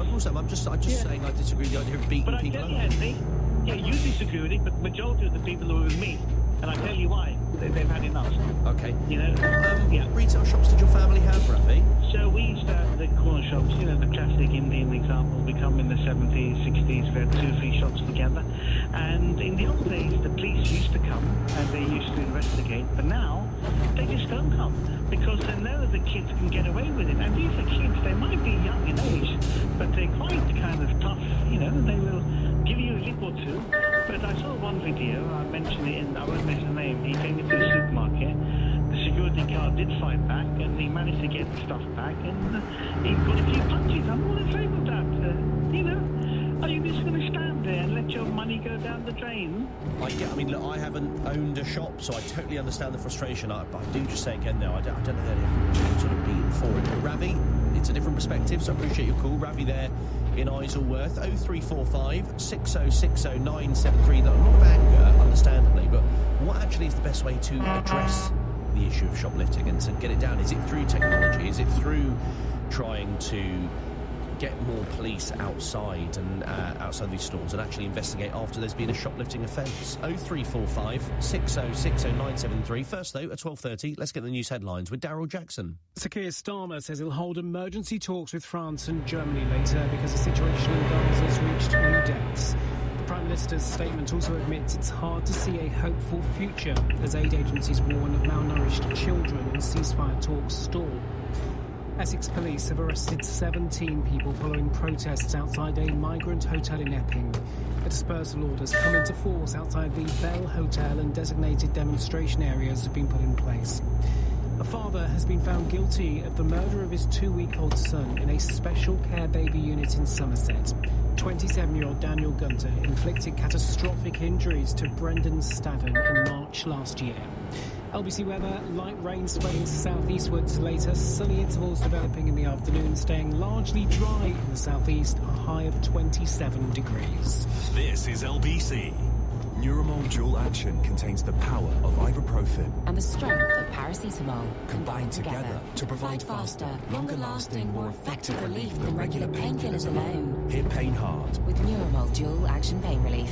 Contains ibuprofen and paracetamol for pain not relieved by regular painkillers. Ibuprofen or paracetamol individually. Always read the label. Make your summer sizzle with a chance to win £7,000. Enter now at winplus.co.uk. Win Plus. Great prizes, real winners. 18 plus, GB only. T's and C's apply. I'm telling you, raise taxes, that's how. Cut spending, less waste, more sense. Move north, get more for your money. Until winter hits your heating bill. Fair. But 9.13% fixed annual return with Cufflink. We all agree that's strong. Yeah, that's hard to ignore. Cufflink. Auto invest property backed from £500. Hard not to agree. Visit cufflink.com. That's KUFLINK. Your capital is at risk. Tax rules apply to auto invest and may be subject to change. Cufflink is authorised and regulated by the FCA. Visit cufflink.com for full T's and C's.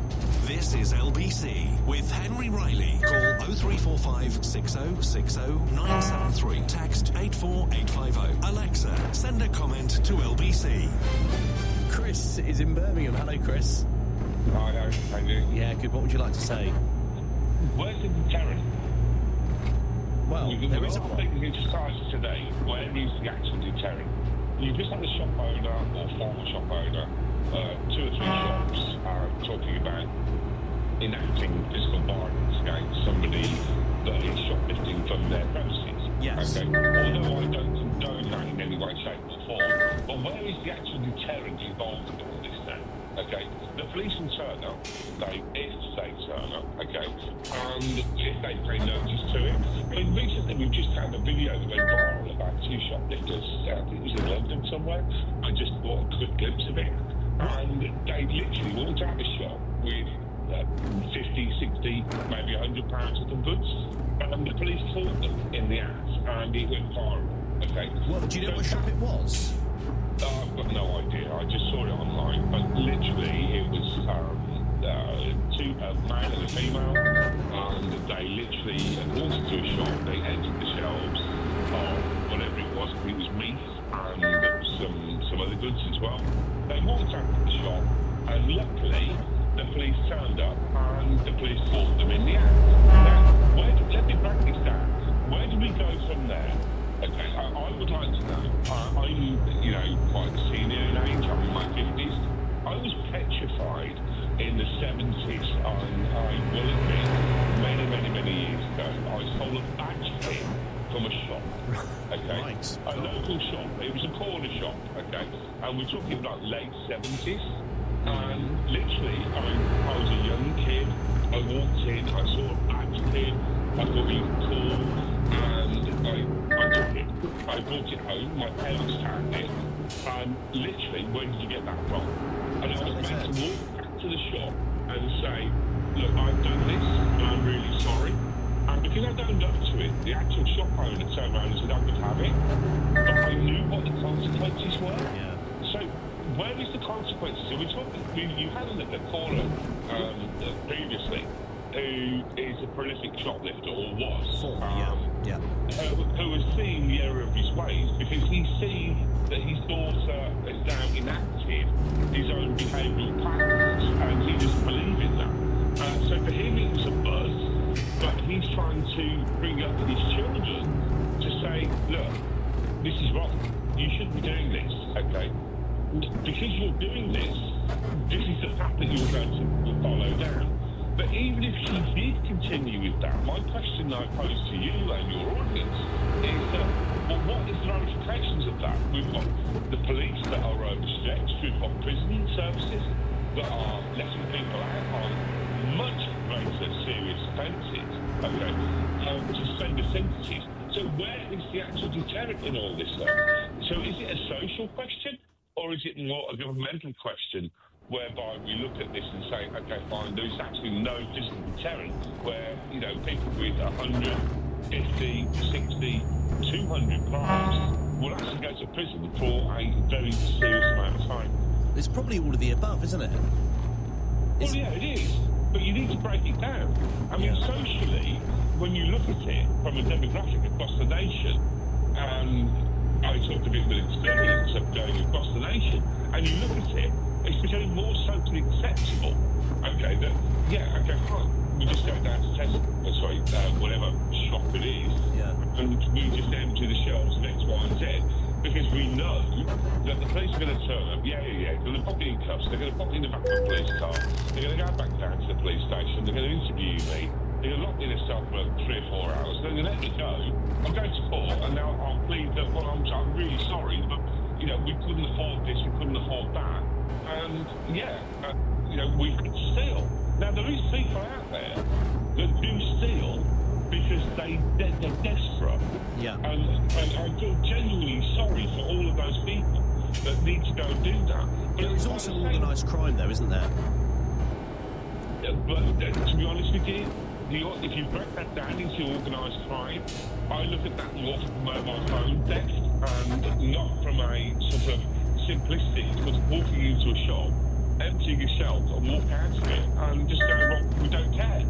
Because there's no deterrent there. The police are overstretched. The Crown Prosecution Service will not prosecute severely and give severe sentences to people that are conducting crimes of 50, 60. You know, I've seen the reports in the national press. You hear about it on LBC, Nick Ferrari. You know, everybody talks about it. The people just literally walking into shops, emptying the shelves and looking at it because they just don't care. So my question is that where does that educational pattern start to trend from? And it starts from home. It's starting to tell people, look, you know, and your children, look, shoplifting, doing this, doing that, it's not good. It's leading you down a wrongful path. Going out and getting a job and affording that leads you onto a righteous path where you can turn around and say, you know what, I worked hard this week, we can have steak and chips tonight, whatever. Do you know what I mean? Rather than going into somebody's freezer cabinet and emptying them out. It's completely unfair. And I'd also like to add, the gentleman that talked about the violence about, sorry, I'm waffling on there, but the people that talked about, enacting violence for security staff at these, local drop-in shops and things like that, petrol stations, etc. But the point here that we have going on at the moment is that those people, those security staff, and I know this very well, they're not allowed through their own insurance policies to actually do anything about it. Yeah, well, that is, and you hear that time and time again. Chris, thank you very much. Some really interesting points there. James is at Redbridge. Hi, James. Hello. What do you think? Well, my point is that, the guy did bottle on a bit previously. Can you hear me okay? Yeah, I can hear you. So there's various factors, I think, that behind this. First of all, we've been very soft on crime in this country for a long time. I think the main factor, though, for me, is the welfare state. He's talking about, you know, agonising. They've got a lot of guys agonising about the families teaching their children. Well, we've got families with generations of men at work. They don't care about property, they don't care about money. They've got no concept of the value of money. So how can they be expected to think that shoplifting is actually a bad thing? That's the thing. But you did also have that previous shoplifter, James, who was saying in a lot of cases it's the thrill of it. It's about the thrill of it. We're discussing actually. That's maybe his family. The actual families in his country are bad. The quality of the human being in his country is bad. You know, so you don't get this sort of thing. You go to the Czech Republic, Hungary or Poland, it seems to be the sport people that have been talking about that way. It's 1945 that basically think it's okay to do it. You don't find that in ex-communist countries because they get you've got decent families there. I'm sorry, but it is to do with the welfare state because they just lay all the risk, they outsource the manners and the education and everything to the state. And if ever any of their family does anything wrong, they'll blame anyone but themselves. They'll blame the state, they'll blame the police. And do you remember in the 2011 riots, like actually more looting really in London? You can't just blame people on the welfare state though, James. I can, maybe, yeah. Well, and lack of enforcement of crime. If there was more enforcement... But you say if you improve the welfare state, then people would not do this. What's the point you're making? No, the point I'm making is if you made actually people go out to work for a living, then they would actually value money more, and they would respect people more that did the same, like Asian shopkeepers who suffer disproportionately from this sort of, crime, the previous caller. Do you remember the 2011 riots? Yes. The only people in London, especially, the only people that actually showed that they cared were the Turkish and minority shopkeepers. And people came and tried to steal from their shops. They chased them away. But, the police were nowhere to be seen. The police now are, basically held in disdain, I think, in the UK. But they won't do anything. They'll protect the criminals, and they won't do anything to, they'll just. I think they want to be able to do more, though, James. Do they? Why are they concentrating on? Why are they monitoring people's tweets then? Well, there's an argument to be had there, but they prosecute far more people for shoplifting than they do for people's tweets. No, they don't. Because they do. There was a limit. There was a threshold that was introduced years ago. I think it was I mentioned earlier. It was £200, but people can still be prosecuted for it. But I agree, it did. How do you know? Where do you get a statistic from? Then they're prosecuting far more people. It's still an offence to steal irrelevant James. Because there's more people doing it. That's why. But it was still an offence to shoplift under £200. But you're right. I mean, as the Labour government have said, it created an atmosphere among people where they thought it was okay to steal under £200. Yeah, I think it's basically. I'm not sure it's that, to be honest. I think it's probably an atmosphere in the British public for decades and decades. It's okay. I think it's a welfare state thing. It's a family breakdown thing. Okay, thank you, James. Byron's in Enfield. Hi, Byron. Hi, how are you? Very well. What do you think? Basically, I'm talking about crime in general. I've seen a lot of instances of shoplifting, okay? And I'm obviously just not personally find it rather disruptive. If a person is genuinely... I'm slightly losing you, Byron. You talk right into the phone for me. Can you hear me now? That's better, yeah. What were you saying? Yeah, so I've seen a lot of incidents of shoplifting. Yes. I understand there's a cost of living crisis. If a person was truly starving, like I myself would steal a loaf of bread if I had nothing to eat. But the crime that I'm seeing seems to be people that want to get rich or gangs or there seems to be a different element to it. And unfortunately, I'm also seeing other types of crime. Okay? Now, I have had my own cell phone stolen 2 or 3 times. That's twice, sorry. Right. I've had attempted robberies of me on... You can't travel on any public transport in London without the risk of being robbed or sexually... Okay, I'm a man, so sexually abused, not me, but I've seen it happen to a woman. Me, you cannot fall asleep on a tube station. I had a guy trying to take my watch off, trying to take my wallet out. I then woke up, saw what was going on. He said, "Can I have a cigarette?" I knew that he was trying to rob me. I gave him a cigarette because my natural reaction was to retaliate. But then these two guys, and apparently they could have knives on. Yeah. Violent crime is something we must discuss here, because what is happening, I believe, this never-ending shoplifting crisis, which is going on with children, is leading to them growing up into more worse type of criminals as they get older, increasing gang activity. This country has become a laughing stock of the world. Now, I come from South Africa. I know people who've been shot dead, and I know people who've shot other people dead in self-defense. The difference is, police act in South Africa. Police have machine guns. I've been stopped and searched. I'm not a criminal. A guy pulls me over in my car. I see blue flashing lights behind me. Can you please show me your driver's license? I say yes. Can you step outside the car and put your hands on the roof? I said yes. He then checks me. Do I have any weapons on me? While a second guy stands behind him with a torch and a gun. That's what they like. I can't put a knife or anything on him. I'm not a criminal, so he just says, fine, thank you very much, go home. There's no argument about it. There's no human rights of the criminal. Police fight fire with fire. The police in this country are totally pathetic. There was an incident, I don't know if you know this area called Wood Green. Yeah, well, I know it, yeah. Okay, let me explain something to you now. I don't feel safe with the police at all now. People here are arming themselves in this country. People in the area where I live are arming themselves with crossbows and that which they're keeping in their houses in case of home invasion and things like that. Because they at du rett og slett ikke får så god tid til å stresse. Du har ikke kapasitet, tid eller en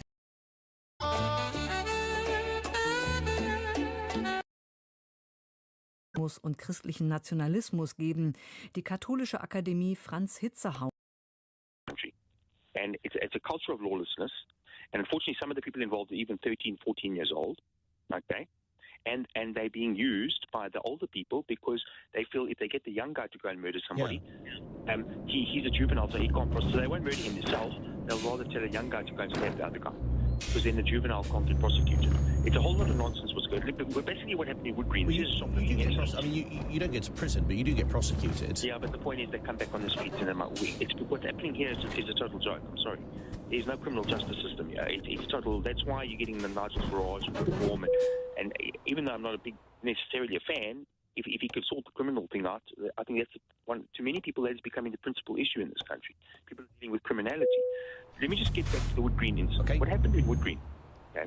I wasn't there. I've been there about 2 months ago. I do there sometimes for retail, for shopping. Okay. Now, I have seen a lot of shoplifting in that area. Okay. What happened about, I think it was about a week or two ago. You can Google this on the internet. Yeah. What happened there? A bunch of teenagers were inside a shop stealing and shoplifting. The police then responded. Guess what happened when the police responded? A bunch of teenagers set on the police and stabbed them with screwdrivers and knives. 7 police are now in hospital. Yeah. Eventually, the children were arrested. That shows that the police are not in power. The power is in the hands of the criminal. In South Africa, those children would have been faced with a gun to drop the weapons, shot in the legs, and it would not be the police who would be in hospital. It would be the children in hospital. And you're right. I mean, I'm just looking at it now. There's 7 arrested as 11 Met officers, this is the headline, attacks by shoplifters in Wood Green. Byron, thank you very much for calling. I really appreciate it. We've got to move on. 0345 6060 973. Your experience of shoplifting and the best way of tackling it. 0345 6060 973. Coming up at 1 on LBC, Clive Bull. Jeremy Corbyn has confirmed he's launching a new political party, which he says will take on the rich and powerful. Could this new party really make its mark in British politics? Clive Bull on LBC. Kate's just off to work after sleeping in the best bed in the business. And my word, doesn't she look ready for anything? Something about her smile is just brighter. Her eyes seem glintier. And she just feels so much more Katier.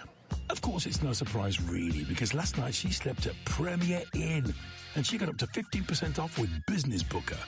Get better sleep for your money. Premier Inn. Rest easy. T's and C's apply. So, where are we going? You wanted to try something new? Well, we're here. The Hyundai Electrifying Summer Event. I booked a test drive in the all-new Insta online. It's the 2025 World Electric Vehicle winner, and we save £500 if we order before the 31st of August. Ooh, very stylish. Oh, and it's Hyundai, by the way. The Hyundai Electrifying Summer Event.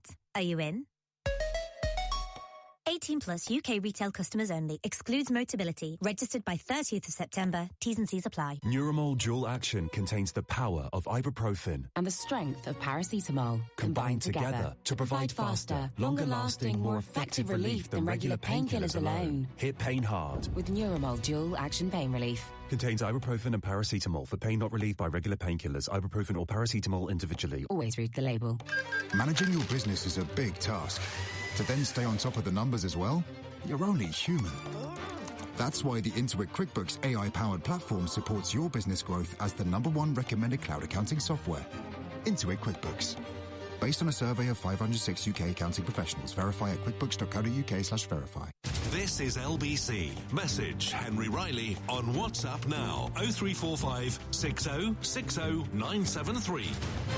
10 to 1 is the time you're listening to Henry Riley here on LBC. Clive Ball is along from 1 o'clock. We're talking about shoplifting at the moment. The shoplifting epidemic sees 3 thefts every minute. And by the way, I bet you it's higher than that, because not everything gets reported. Of course it doesn't. The amount of time, and I also wonder, I mean, I know shops keep stock of their stocks, for want of a better phrase, but there's no way they can know about every offence. And I often wonder with, I mean, look, obviously it's not the worst example, but I often wonder with sort of fruit and veg and things like that, how on earth do they keep track of who's stealing what? What can be done about it, do you think? Do you think it's as big an issue as callers are making out? I mean, Byron earlier made, I thought, a good point at the end, saying, do you think this is the reason why you do see the likes of Nigel Farage doing well in the polls? Because people just want to see someone get a grip of it. John, coming to you in a second. First, though, Andrew's in Birmingham. Hi, Andrew. Hello, Henry. How are you? Yeah, very well. What do you want to say? I want to say, obviously, when I finish work, I'll go to the local pub. Yes. What happens there is anyone in that pub, these shoplifters come into the pub and they've got the steaks, the washing up liquid, the chocolate. I have heard that it happens with meat at pubs sometimes. Yeah. What happens in the pub there is there's a mad rush in the pub to buy the goods off the shoplifter. Right. I will save my censure, if that's the right word, to turn around and say, well, if you keep buying off them, then they're going to keep doing it because it's a supply chain for what they need to do, because everybody loves it. I've never bought off them, but there's a car drops them off. Do you think people know, though, that that's what's going on? Of course they do, yes. And then the first thing they moan about is, well, I can't afford to go to the supermarket because the prices are too high. Well, it's almost like the Ocado man or other deliveries are available. Yeah. You can get your shopping delivered to your pub. They actually still to order. People actually write lists out and say, go and get me that. And then 2 hours later, they've got it. Yeah, I mean, I have to say, I'm shocked but not surprised, to use a phrase I said earlier. Andrew, thanks for calling. Appreciated to hear the picture in Birmingham. Let's go to Dorset, go to Christchurch, speak to John. Hi, John. Hello, Henry. The problem in this country, since 2010, 2015, when Theresa May made the massive cuts on the police officers, is that the police culture seems to have totally changed in that rather than have bobbies on the beach, we have senior officers, many senior officers now, who come in on a fast track route from university, and with very little on the beat experience. What, and you think they actively don't want to go to things like that? Yeah, that's right. I mean, the cultures. I mean, you hear this. This has been said by many retired officers now. The senior officers themselves do not have the experience of the old style policing. I mean, obviously things progress, but you still need to have. You need to have for policing. You need an on-street presence of the bobby on the beat, and more than just that, you need the senior officer needs to have the experience of the on-the-beat officer, but they seem to bypass that in a lot of the ways now. So it's just totally wrong, because we had a case in the last few months, a very experienced, a very very good, experienced officer, police officer, was sacked because he arrested a suspect who was causing problems in Bournemouth, and he had a knife on him. But the reason they gave, in a nutshell, the reason they gave that he was sacked. The reason he was sacked is because he shouted. He was too aggressive towards the suspect. Yeah, I mean, it's absolutely ridiculous.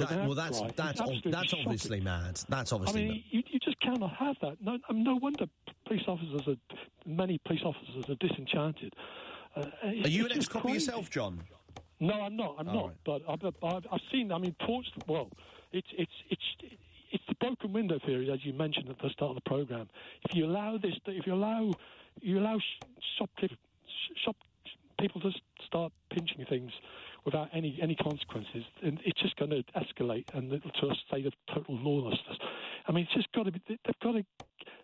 What I would suggest is that they take every officer does online work at the moment, online hate crime. I'm not saying that's going to be abandoned totally, but for 6 months they should take them all off the computers and put them on the beat and have a blitz on it, and then they can go back to that. But they're spending far too much emphasis on the online. Yeah, that's your view on the policing side of it. What's your view on the sort of social fabric side of it, and people thinking that this is sort of, they don't get punished for it, and they think it's just easy. Well, no, there's got to be consequences. I mean, as your guest at the beginning said, prolific shoplifters particularly, they're going to face imprisonment. There's no you've got to nip it in the bud. Otherwise, facing prison's job.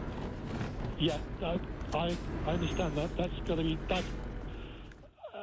Do you really want to bang people up? I mean, do you think that will actually help them? Because I think once they get out of prison, they'll be straight back to shoplifting. Or do you not think there has to be or community services, litter picking. There's got to be tough communities. I'm not just talking about, there's got to be a tough community service. Okay, for prison folks, there'll be a tough enforced litter picking. There's got to be a real punishment. You can't just let people get away with it because they're not. We're just so soft. This country, the whole country is going downhill. I think that one year ago, this country just does not confront things like people who buy ticket barriers. We're not going to confront. If we don't confront anything, we're just going to go downhill totally. It's just ridiculous. I do think crime is going to be a big issue over the next. It already is, but as in sort of in politics, because I do think for too long you mentioned ticket barriers and small sort of scale shoplifting. It doesn't matter what scale it is, but people are fed up. John, thank you in Christchurch. Let me just give you a couple of messages. Kevin says shoplifting costs retailers $2.2 billion. White collar fraud costs the economy $219 billion. But we always hear about crime that's committed by mainly poor people. Well, I think you can do both. But I take your point about white collar crime. Lee, from what he says is the safer Netherlands, says, I travelled to London 2 weeks ago from the Netherlands, walking down Regent Street, and I turned to hear a woman screaming at a guy on a bike having stolen her phone. 10 a.m. and not a police officer in sight. I actually don't recall seeing one the whole week I was there. And this from Simon says, I cannot recall the last time I saw a police officer at a supermarket apprehending a shoplifter. It's an absolute disgrace that the police are rarely in attendance. We need the police to uphold the law, but as far as I can see, the hierarchy of the police force regards shoplifting as unimportant. I don't know if that's true. I just think with the resource, police officers like nothing more than catching criminals. So I think if you give them the resource, they quite like to. I've got a few mates who are police officers, and they make the same point. They want to do this. They want to catch people. But thanks for your view nonetheless. That's it from me. Thanks very much for 2 weeks, on late nights. It's been good fun. So Ben Kentish will be back on Monday, business as usual. If you miss any of the show, you can listen back and catch up on Global Player and the brand new LBC app, where you can stay up to date with all of the latest news and opinion. Put your news categories in the order you want. Pause, rewind live radio, listen to a range of podcasts. Download the all-new official LBC app from your app store now. I'm back Saturday morning, tomorrow morning, from 4 a.m. Coming up at 4 on LBC, it's early breakfast with Ian Payne, but right now it's time for Clive Ball. Henry, after the news, Jeremy Corbyn has confirmed he is launching his new political party, which he says will take on the rich and powerful. So could this new party really make its mark on British politics? Some say it's a complete joke, others say it will change everything. Resident doctors start their 5-day strike this morning as Keir Starmer calls on them to abandon their action. Is he right that the doctors no longer have the support of the public? And from midnight, pornography websites and others have material potentially harmful to children had to have age restrictions in place. We'll find out how that works, if it works. That and more after the news at 1 on LBC. On your radio, on the LBC app, and LBC, leading Britain's conversation. This is LBC.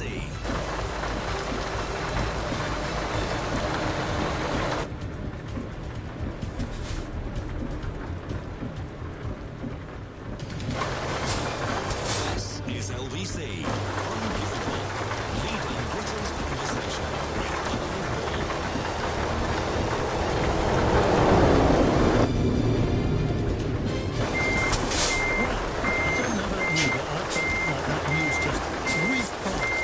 in no time at all.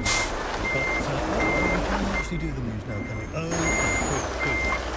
Right, I'm a little bit early, but I will be back in about 3 minutes' time after the latest news with Darren Jackson. Thank you. Good evening. Thousands of resident doctors will begin a 5-day strike later after talks with the government collapsed over pay. They'll take to the picket lines across England from 7 a.m. Sir Keir Starmer made a last-minute appeal to resident doctors last night, saying the strikes would cause real damage.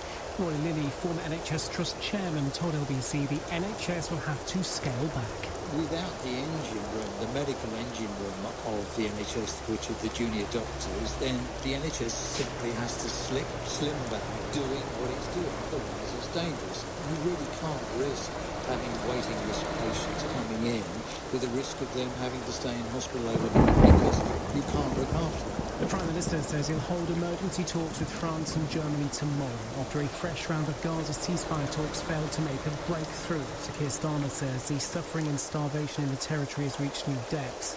Last said France will recognise Palestine as a state later this year. A father has been found guilty of murdering his 2-week-old son at a special care baby unit. 27-year-old Daniel Hunter left Brendan Standard with catastrophic injuries at Yeovil District Hospital in Somerset in March last year. Jeremy Corbyn claims 80,000 people have signed up to his new political party. He's promising to redistribute wealth from billionaires to communities. It's been a bumpy launch though. They've denied it's called Your Party and insisted it doesn't yet have a name. The party is due to host its first conference in the coming months. Political journalist Michael Crick told LBC what we can expect. Well, on the one hand, it's likely to be pretty chaotic. I mean, Corbyn as Labour leader made Boris Johnson as a party leader look, utterly organised and disciplined. Her whole of his leadership was complete chaos. On the other hand, I mean, you'll remember in 2015, the extraordinary numbers of people came to Corbyn's rallies. And Donald Trump will land in Scotland later as he begins his 5-day private trip. The US president opening a new court dedicated to his Scottish mother who grew up on the Isle of Lewis. LBC weather, light rain spreading southeastwards later, sunny intervals developing in the afternoon, staying largely dry in the southeast, a high of 27 degrees. From Global Newsroom for LBC, I'm Darren Jackson. This is LBC from Global, leading Britain's conversation with Clive Ball.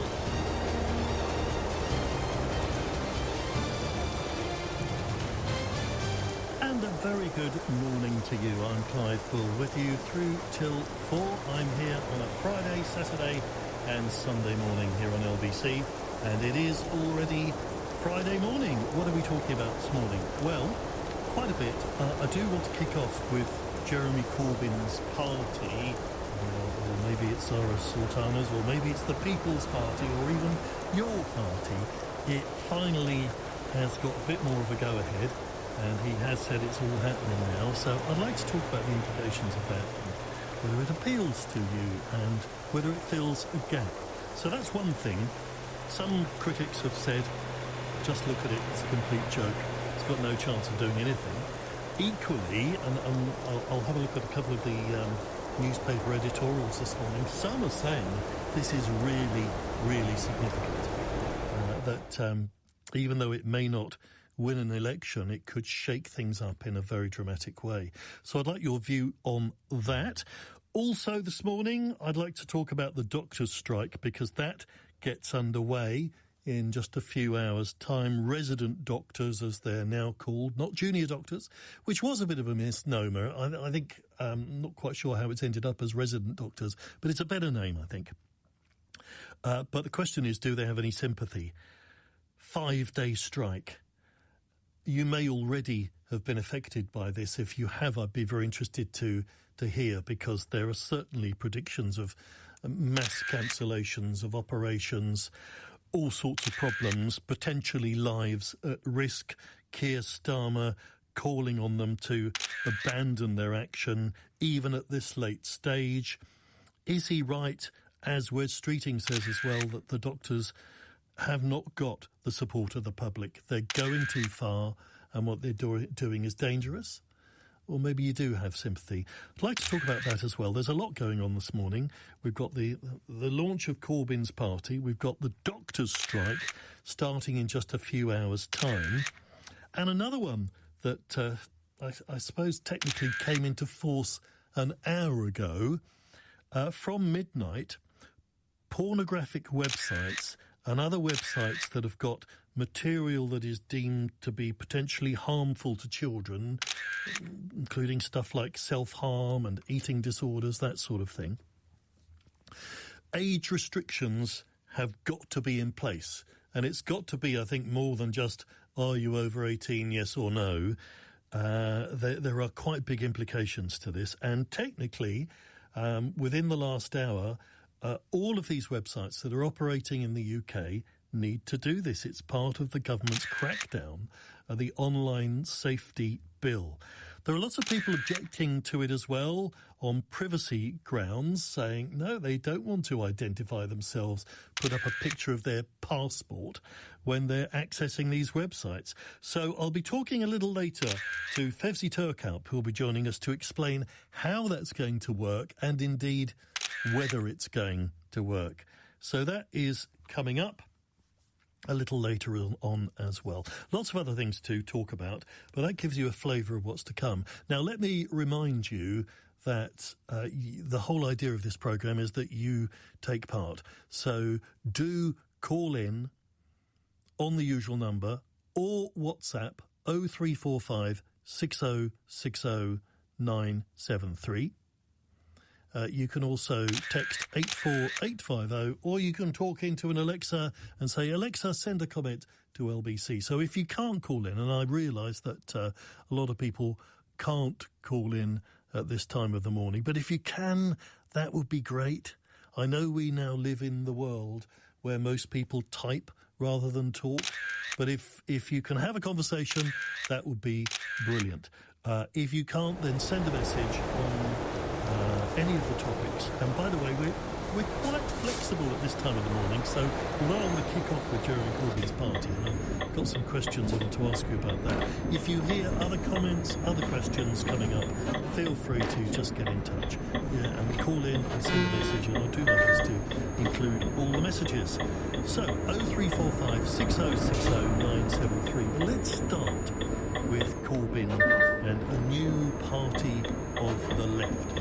There have been lots of rumours.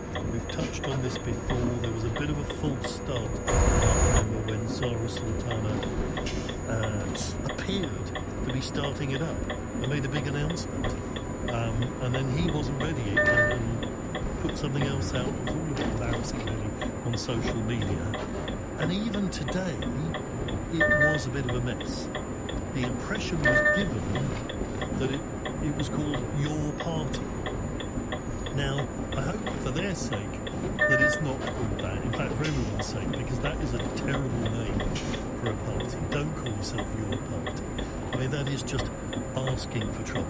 The reason it's thought that it was called that is because Corbyn posted something on social media and had that as a web address. So he said something like, you can sign up here, yourparty.com. And people assumed, I think not unreasonably, that it was going to be called Your Party. But that is, personally, you may disagree, but I think that's a terrible name. I'm not sure. Party names are really difficult, and many of them have been and gone and failed. In fact, most new parties do fail. And I would say Reform at the moment is looking like one. Well, it's on its third name in some respects, but it's not failed totally, whereas many of the other attempts have done, particularly offshoots of Labour. So they now say that they haven't decided. It was all going to be very democratic, apparently, and the members will decide the name and the policy and all of it. So it's far too early to be deciding things like that. So it's your party for the time being. You might have a suggestion of party names for that matter as well. What might work, what might be appropriate. Now, although I'm sort of mentioning all of this chaos, personally, I do still think that this development could be very significant, because I've been listening on this programme for a year to people giving me their reaction to Keir Starmer's, and as you know, it's not all positive by any means, and the most vocal critics are on the left, often Labour members in fact, but more left-leaning members, the ones who say he's not Labour enough, and that includes people in the middle of Labour, but especially on the left. People saying, I'm a signed-up member of Labour, but never again. I'm not voting for Labour. So this offshoot, the Corbyn wing, it could be very significant. I suspect that there is an absolutely core group who would vote for this party, and it could shake things up. It could take votes away from Starmer. It could win seats, most certainly. And that might be relevant. If we're looking, for example, at a hung parliament at the next general election, that could be very relevant. In terms of what they stand for, I've got some details about the statement that was put out. So, announcing plans to form this new party, Corbyn and Sultana vowed to fight injustices such as child poverty, giant corporations making a fortune from rising bills, and the government saying there's no money for the poor but billions for war. Asked whether his party would be a rehash of Labour under his leadership, Corbyn said no, the Labour Party is a very top-down, highly centralised party that is full of control freaks who want to control whatever goes on within the party. This is going to be community-led, community-based, grassroots-led. This is going to be different, and you know what? It's going to be fun, he says. So, I mean, that could be great, or it could be an absolute disaster. Grassroots-led and community-led and nobody taking overall control could go either way, I think. Does this new party appeal to you? Is Labour failing to take on the rich and powerful? Has Corbyn got a point? Are they not doing enough for working people? And if they're not, where do you turn? 0345 6060 973. Just to give you a flavour of what the papers are saying about this morning, the Times, in their editorial reaction, Magic Grandpa is back and Labour will laugh him off at its peril. So they are saying really that although the launch is chaotic and theatrical, they are warning that ridiculing Corbyn could be dangerous because actually he got a lot of votes in the last election, the one in 2017, and they suggest that it might really shake key Labour-held seats. They dismiss it too much. Likewise, The Guardian says, no fear or favours how Corbyn and Sultana's party could blow up British politics. They say it could attract disaffected left-wing voters, especially from Labour, the Greens. It notes that polling as high as 10%, even modest vote share, could affect marginal constituencies. So the view is that it could make a difference. So would you vote for this party? Can a left-wing party ever succeed in this country? I don't think there's much evidence of being able to form a government. I don't think we are that much of a left-leaning country. But it could clean up quite a lot of votes and make an impact. What do you think? 0345 6060 973 for your thoughts on Corbyn and Sultana's new party, whatever it might be called. I don't think it will be called Your Party. That really would be a pretty awful name, wouldn't it? So whilst you call, I'm just going to have a quick look at what else is making the front pages this Friday morning. And we will start with a look at the Mail. And I do want to talk about this as well this morning. You're very welcome to comment on the doctors. I'd like to get a sense of whether it's being assumed that nobody's in favour of it now, that the doctors have lost the country. I'd like to know whether you agree with that. So the Mail lead with that. I won't cave in to militant doctors. Wes Streeting last night took aim at the leaders of today's striking doctors, whose 5-day walkout is set to inflict untold misery on patients. The Guardian mentions this as well. Streeting urges doctors not to join the BMA strike. And also Corbyn and Sultana set date for party's launch. After weeks of discussion and speculation, they say. Elsewhere, the Times this morning, PM strikes pose threats to the NHS as we know it. Now, Keir Starmer has done an opinion piece in the Times this morning where he is saying not only is this a dangerous strike from the doctors in terms of patient safety, but it undermines the entire future of the NHS, that it plays into the hands, he says, of those who want to replace the NHS with something of a more privatised nature. So he says they are undermining the entire health service. Do you agree with that? The Telegraph this morning, farms close at record rate after the inheritance tax raid, they say, and make doctors feel the pain or strikes will spread, warns Streeting. Doctors must feel the pain. What does he mean by that? Up to 50,000 resident doctors will join a 5-day strike this morning in pursuit of a 29% pay rise. The Health Secretary has instructed hospitals to cancel as few procedures and appointments as they can safely manage to avoid building up backlogs.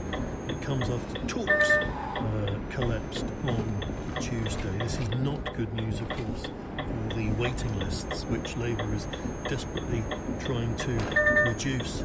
Daily Star are going with Hulk Hogan, who has died, with the headline Incredible Hulk Performance. The Express also on the doctors. Doctors' 5-day strike is a threat to lives, they say. The Sun taking a liberty with migrant gangs with free hotel rooms shoplift from top stores. And the Metro, they're devoting their front page to what they call the Lionesses, the England women's team, with a big picture. Well, it's one of those sort of montages of all the team members and the manager Serena in the middle, basically wishing them good luck for another final, which I suppose technically is just around the corner. Financial Times, Tesla shares tumble after Musk warns Trump's anti-EV agenda will hit profit. And There we are. That's the way the front pages look for this Friday morning. Over to you, 0345 6060 973. More in a moment on LBC. This is LBC. There are days when you're hungry for McDonald's. Then there are days when you're big arch hungry for McDonald's. You'll get to know the difference. New Big Arch for big McDonald's hunger. Until 9th of September, from 11 a.m, participating restaurants only, subject to availability. For stunning retirement apartments to buy or rent, search McCarthy Stone or call 0800 153 3055. At ulysprosperity.com, you buy the car and we pay you up to £600 per month in rental income. For conditions, visit ulysprosperity.com. Feel the thunder of hooves, the tension as they race past, your heart in your chest, that split second of silence before the roar of the finish. That glorious Goodwood feeling. Qatar Goodwood Festival, presented by Visit Qatar, July 29th to August 2nd. Book now. Clive Bull on LBC. Call 0345 6060 973. That's the number to call if you want to comment on any of our topics this morning. Kicking off with Jeremy Corbyn's new party. Mark's in East Finchley. Hello, Mark. Oh, hello, Clive. Hi, Mark. What do you think? Well, it would be nice to have a different party. I know the Liberals went in with the Conservatives in 2010, right? But it would be nice to have a different party altogether instead of the same Labour Conservatives, or even the Liberals themselves. Would be nice if they could get in as a single party, you know, or something like that, you know. Yeah, but this particular, I mean, there are lots of parties. There's the Greens and Reform and many others. Do we need another one? I mean, do you like the sound of this particular one? Well, if it's going to help people, I mean, the poorer people and tax the rich more, maybe people should give it a go. I can't guarantee, because I know what Jeremy Corbyn was up to when he was Labour leader, you know, with his all the anti-Semitic in the past, you know. But whether he can change if he. So would you vote for this party? I don't know. I may give him a go. I can't say though whether. You might. I know okay. They're all about the same in one sense, but it would be nice if. But the policy that appeals to you then is. Concentrating on the poor rather than the rich. That's his big line. Well, somebody look after. Well, there ought to be a political party you could look after. Isn't that meant to be what Labour does? Well, I don't know. I'm a bit. Isn't that the whole point of Labour? Aren't they meant to be the party of the working people? I don't know. They could be the party of the working people and people who don't work, you know. Well, there is that as well, yes. In fact, I actually don't like the way, I know I used the expression myself just then, but I don't really like the way political parties always talk about working people all the time, as though they are automatically poor or not very well off, and also the only ones that matter. Mark, thank you very much. 0345 6060 973. Jeremy is in Purton, is it? Yeah, Purton. Hi, Jeremy. What would you like to say? Yeah, morning, Clive. Morning. I just wanted to make a point about the junior doctor's pay. Oh, yes. When I retired in 2005, I was advised that if I was going to do any private work following my retirement, I should charge £90 an hour. Right, for my private work. Now, I would think that would have gone up to getting on towards £200 an hour. Junior doctors are paid, I think, something like £20 to £30 an hour. Now, I used to mend clocks. I think mending people is far more important than mending clocks. So why... could I be earning £192, £200 an hour, and junior doctors only earning £30 an hour? It's disgraceful. We should be paying them a lot more. I mean, what the health secretary says is they have already had a very chunky pay rise. in just the last couple of years, and to come back asking for another 30%, basically, it is not realistic. However much, I mean, we all think doctors, nurses, people who do these jobs, they all deserve to be paid well. Yes. But is it realistic to ask for so much money? It's difficult, isn't it? It really is difficult. Yeah. But even if it was, I mean, you were talking about £90 an hour. That must have been a lot of money back in 20 years ago. Still is. Yes, for doing not a very important job. That's not my point. What were you actually doing for your £90 an hour? I could advise on antique clocks, and I could repair antique clocks. Seriously? You were getting £90 an hour? Oh, yeah. Wow. Easily, To repair clocks? Double that now, at least, I thought. I mean, there probably are, probably not junior doctors, but there probably are consultants. Yes. That definitely do earn that sort of money. Getting up towards that, but I don't think they'd be earning as much. Really? I'm not sure. No, I don't know. I would... I don't know how it all equates, but when I checked online earlier, I think the highest salary I got for any consultant was $100,000 a year. I don't know what that works out to. Well, I think with private work and, all of that, I'm sure that some consultants must earn a great deal of money. And not that, I mean, 100,000 is a great deal of money, but I think these resident doctors, they do very long hours. Yes. But then the other crucial part of this is whatever the arguments, whatever the rights and wrongs and how much they should be earning, should they be striking? Because for 5 days as well, it's really going to affect real people. Yes, it is. It is. It's very awkward. I do see their position as well. Yeah, you do. Yeah. So you are one. You sound like you're. The health service. They've been brilliant to me all my life. They've been fantastic. Never let me down once.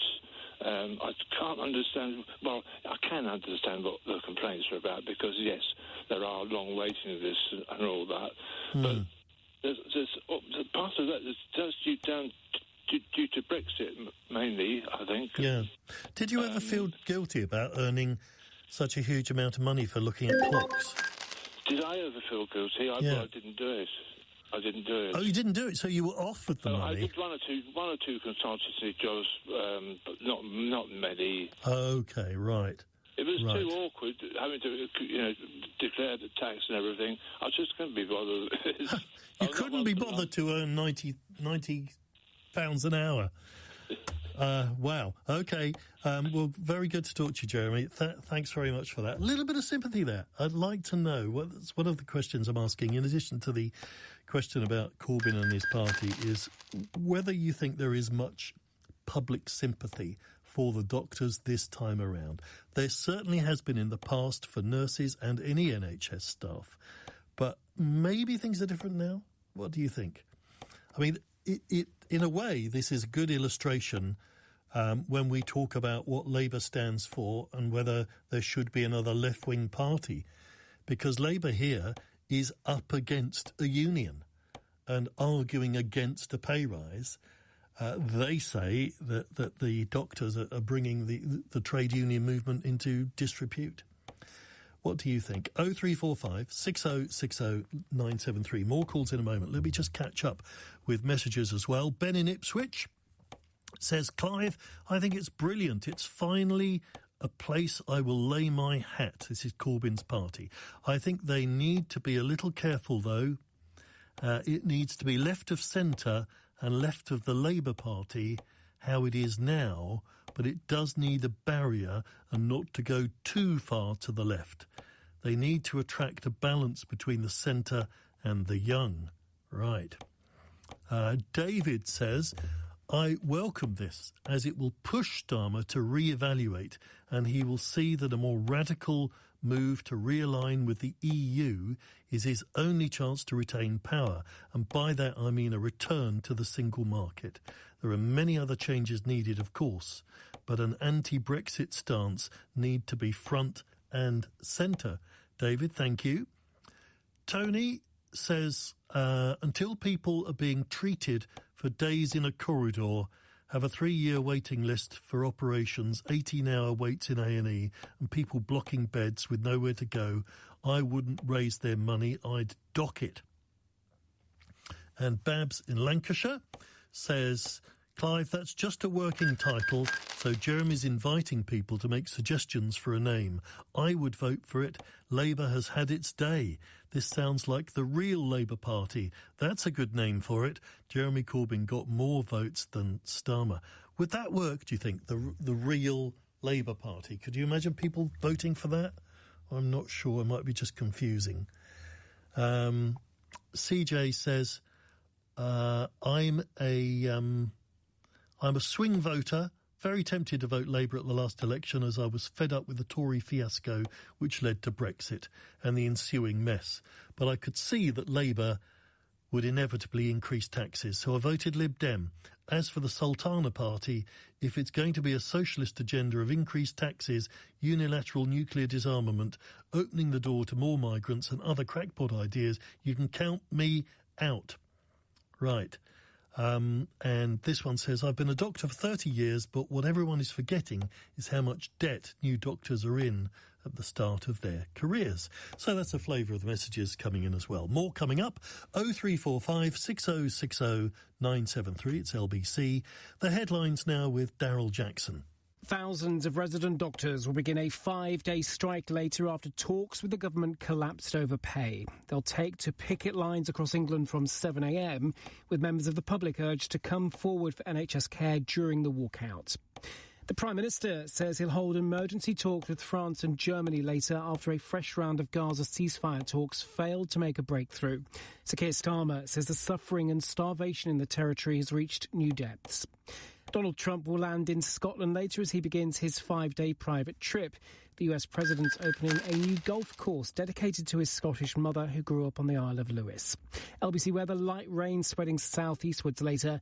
Sunny intervals developing in the afternoon, staying largely dry in the southeast with a high of 27 degrees. LBC.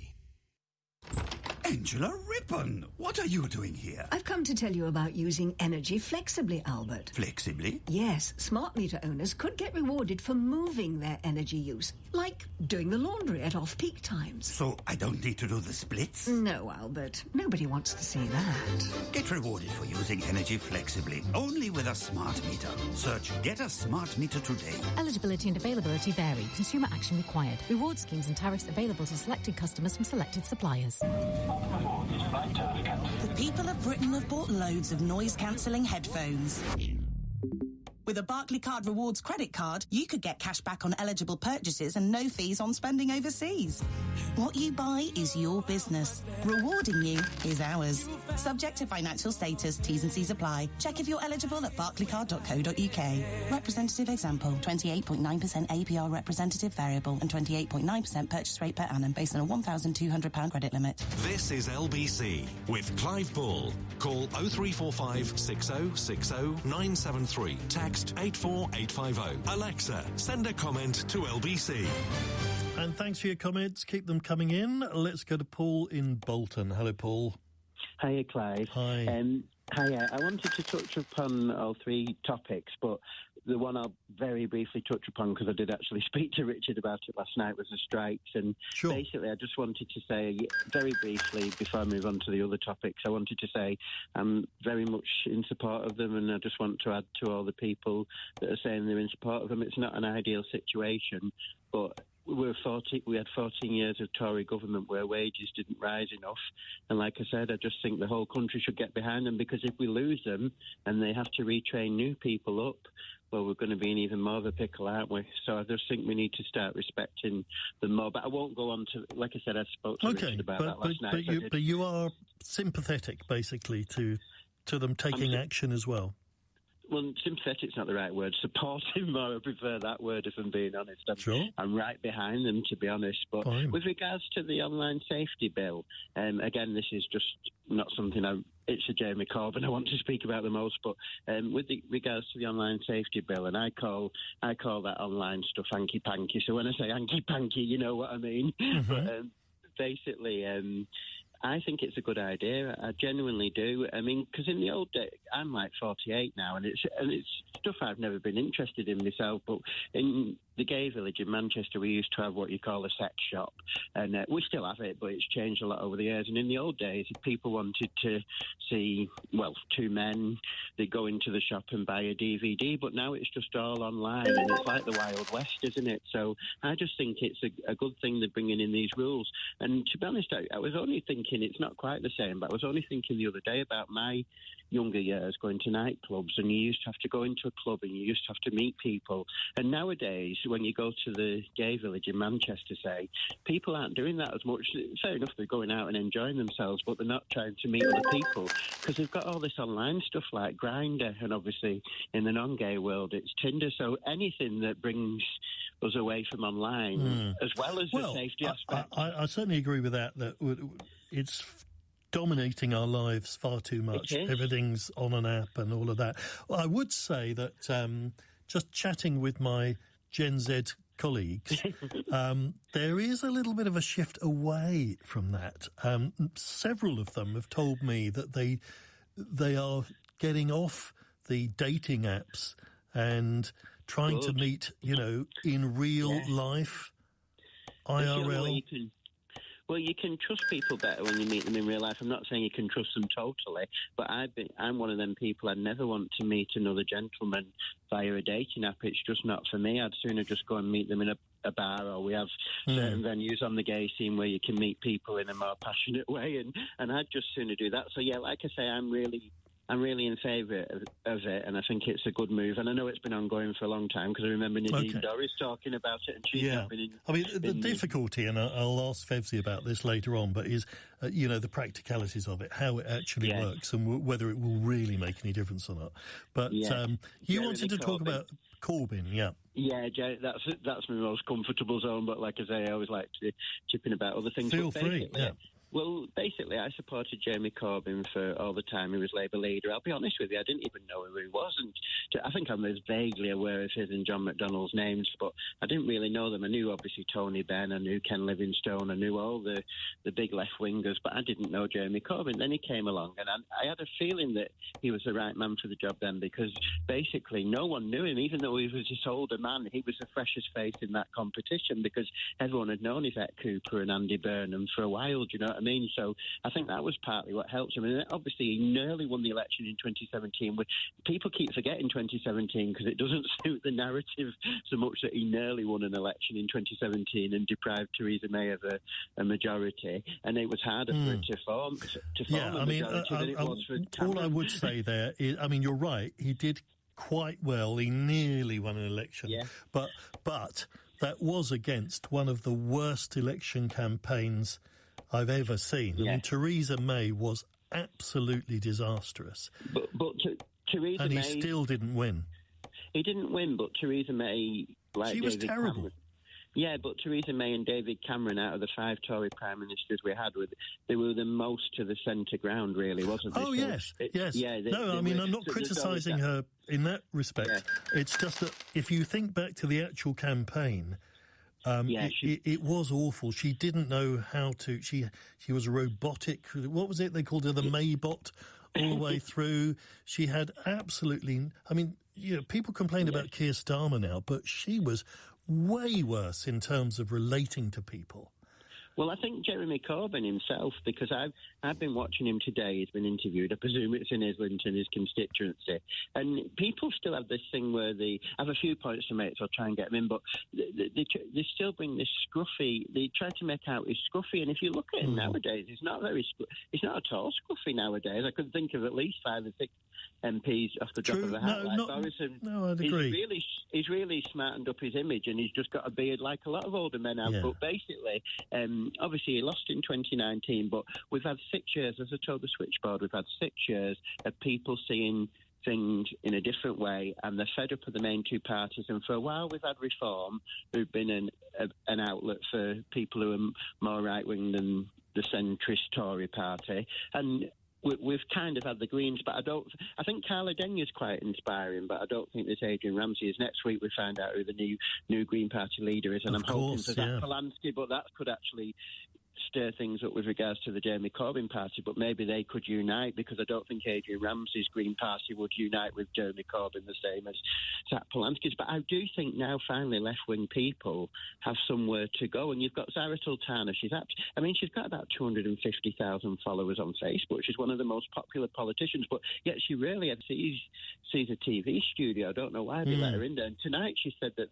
150,000 people have signed up for this new party. I mean, Reform was bragging because it got about 200,000 people not so long back. Do you know what I mean? I mean, these are crazy numbers, and like people have said, or did yourself say, this could push Keir Starmer to the left, because when you've got a left-wing party like this, it means that people like... It could. More mainstream parties. I mean, I do think it's certainly not to be dismissed. It will be popular, and it will have an effect. It might be very bad news for Keir Starmer. But I think when you've got a left-wing party like that, Labour can then move more to the left. But if you haven't got that, they'll stay more in the right, possibly. But as I say, it's just somewhere finally for people to go. And like I say, I'm not going to say I'm definitely going to vote for it, because one of my biggest things, and you probably know this from my voice and me coming on here, is LGBT rights. And while I've got faith that Zara Sultana's brilliant on that issue, and Jeremy Corbyn we know is okay on the issue too, I'm not sure about these other four independents. You know what I mean? And there could be a lot of social conservatism. Well, I think, I would hope that all of us wait to see policies before we decide where we're voting. Anyway, Paul, got to stop you there, but thank you very much for all of that. 0345 6060 973. Let's talk to Feroz in Greenwich. Hello, Feroz. Hi, sir. How are you? Okay? Yeah, I'm very good, thanks. What would you like to say? All right. Thank you for giving me the time. Just going to talk for 2 minutes that you said Jeremy Corbyn... Well, can you switch your radio off? Oh, sorry. Yeah, go on. That's better. Yeah. So, Jeremy Corbyn, I'm very excited about his party, and I fully support him. For the party that he's making, and I'm sure you will bring lots of changes to this, to public sectors and things. I give my vote to Labour Party, and I regret giving my vote to Labour Party because they betrayed us. In what way? And, my council tax went up, as he promised that you will not go up. It went up £30 a month. My rent went up. My car road tax, I was paying like £20 for the whole year for the hybrid car. It went up to £200 a year. Just name it. Just name anything, and I will tell you it's gone up since Labour came into power. Before they were not in power. They were promising we'll do this, we'll do that. And I always wanted Labour to come into the power, but once they come, I regret, and I feel like I've been betrayed by Labour. So Conservative Party was a little bit better than them. So they were worse, but they were a little bit better than them. They were not pushing so much on public to raise up the bills and things up. But since Labour came in, so I have to find a second job. You seriously think Labour's last year has been worse than the worst of the Conservative Party? I mean, even the Liz Truss period, people's mortgages rocketing and all of that, inflation at 11-12%. You still think Labour's worse than that? Seriously? I think Labour, it's... to be honest with you, I regret voting Labour. I always wanted the Labour to come into power, but now they're in power, and I think it was the worst decision that I made. I give my vote to them, and I want Jeremy Corbyn to come in power and to bring lots of changes, because I've got 2 jobs now. I work in the garage at daytime, and in evening time I do taxi part time. So I have to get the second job to keep up with my rent and my bills to pay on time, because I don't want to get TCJ and things and bailiffs coming to my house, if I don't pay my rent and council tax things on time. And look at these big companies. They're making billions and millions a year. I don't think so. They pay taxes they're supposed to pay. Last year, because I'm an Uber driver as well as taxi, so last year Uber has just made from London City, they made £1 billion. Well, I don't know. I haven't got Uber's figures here, so I don't think I can verify that one way or the other, Feroz. But I understand the general point that you're making. I think there is a question about whether it sounds like you would like Corbyn's policies, but whether he would actually ever get into power. The great question here is, it's a smaller party. Would it actually be a wasted vote or a meaningful one? Feroz, great to talk to you. Thank you very much. More coming up in a moment. This is LBC. This is LBC. Who's a good human? Jenny is, because Jenny will always do what's best for Bertie, her bestie Bassett. So if Bertie needs to go and wee, that's what they're going to do. Even if it is 3 a.m. and it's raining lots. That's why she also chooses butternut box for Bertie's meals. Freshly prepared, served straight from the fridge, and conveniently delivered right to your door at a time that suits you for once. Hey, Jenny. Oh. Ready to join thousands of good humans? Go to butternutbox.com to fetch 25% off your first box with code GOODHUMAN. For stunning retirement apartments to buy or rent, search McCarthy Stone or call 0800 153 3055. At ulesprosperity.com, you buy the car and we pay you up to £600 per month in rental income. For conditions, visit ulesprosperity.com. Angela Rippon, what are you doing here? I've come to tell you about using energy flexibly, Albert. Flexibly? Yes, smart meter owners could get rewarded for moving their energy use, like doing the laundry at off-peak times. So I don't need to do the splits? No, Albert. Nobody wants to see that. Get rewarded for using energy flexibly, only with a smart meter. Search Get a Smart Meter today. Eligibility and availability vary. Consumer action required. Reward schemes and tariffs available to selected customers from selected suppliers. Neuramol Dual Action contains the power of ibuprofen and the strength of paracetamol combined together to provide faster, longer-lasting, more effective relief than regular painkillers alone. Hit pain hard with Neuramol Dual Action Pain Relief. Contains ibuprofen and paracetamol for pain not relieved by regular painkillers. Ibuprofen or paracetamol individually. Always read the label. Clive Bull on LBC. Good morning, it's LBC. I'm Clive Bull with you through till 4. Here are some more comments. Clovis says, morning, Clive. Jeremy has had his turn. The country rejected him. And I guess that is true. He's had his turn as Labour leader anyway, and he did lose twice. One of those losses, he didn't do too badly, but he did lose twice. Not many people even get 2 goes at it. Dr. Bob, shall we say, says, Clive, it's very simple. Pay us what we deserve or lose us to the other higher-paying countries like Australia. And that is an issue, isn't it? And it may well be that doctors decide, well, we've had enough of this and we'll take our services elsewhere.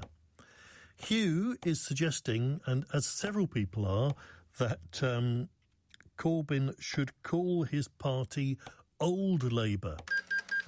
Because, of course, New Labour was I suppose it was technically, was it a slogan or the real name for Tony Blair? He called it New Labour. They called it New Labour. It was still the Labour Party, but they called it New Labour like a brand of washing powder.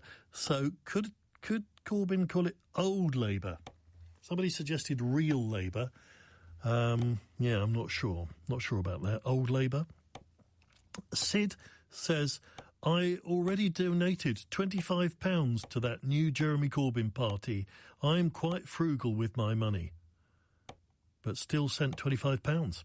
Jane says, historically, nurses do not strike up until recently. So instead of going on strike, there were 6 of us, all paediatric nurses, who all left the NHS for the private sector. We have not looked back. Better pay, better working conditions, not having to pay to park our cars. I could go on. Thank you, Jane. Leonie says, Clive, what I don't get is why consultants are getting paid upwards of £200 an hour in the first place. That's not just a good wage. That's an executive level money. What justifies that? Especially when the NHS is in crisis. It just feels like we're paying big bucks to people already at the top while the system underneath keeps crumbling. Okay. A couple more, then we'll go back to some calls. Alexandra, Crystal Palace, morning to you. Happy early weekend, she says. Yes, the weekend starts now. If Jeremy Corbyn's new party were to call themselves your or our party, it would cause no end of confusion for the public and in debates. For the many is rather passé. Yeah. Oh, I see what you mean about the... Yes, because in debates and things, they'd be saying, what does your party have to say about that? And what our party, and I'm standing up for your party. And it would be completely confusing, wouldn't it? Yeah, for the many is rather passé. It probably is now. UK unity, maybe? UK unity. I'm not sure about that. Doesn't say... UK United might be an idea.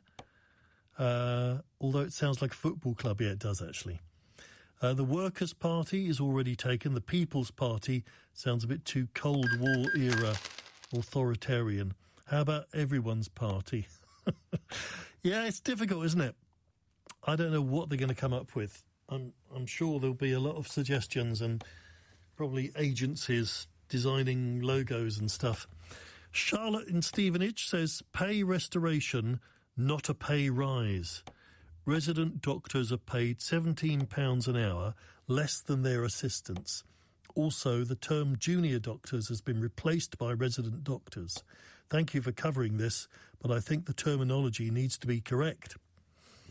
Well, I agree with you about resident doctors, and I did use that phrase and pointed out that it was the new phrase. It is a more accurate one than junior doctors, I think. Pay restoration, I think that's not necessarily a matter of terminology, because there's a bit of an argument getting into that phrase. It is still a pay rise, because any increase is still a pay rise. On that basis, almost everybody's quote pay rise would be a pay restoration to keep up with inflation. Well, I take your point, Charlotte. Thank you. Let's talk to Paul in Greenford. Hello, Paul. Hello, Clive. Yeah, the new voters at 16 to 17 voters could vote for Jeremy Corbyn. I mean, the young might back him, but there's also... That's actually a very good point you've made there. It's the fact that announcement was made last week and Corbyn coming along this week, I mean, he is likely to get some of those 16 and 17-year-olds. And also, there's other left-wing parties who could unite behind him. There's that group from Socialist Worker who have got their own newspapers handing him out on the street. They could back him, and he could be an antidote to the Reform Party. But he's got a CV. He was leader of the Labour Party, so he got to the top of the Labour Party just in. So he's got credentials, but I know he's got criticism. But I think he's quite astute, and he's been around for so long. He's like a veteran, of the House of Commons. So, well, he is. He might be too old. Oh, right, too old for it. Oh. Well, I mean, how old is he now? Is he 75 or something?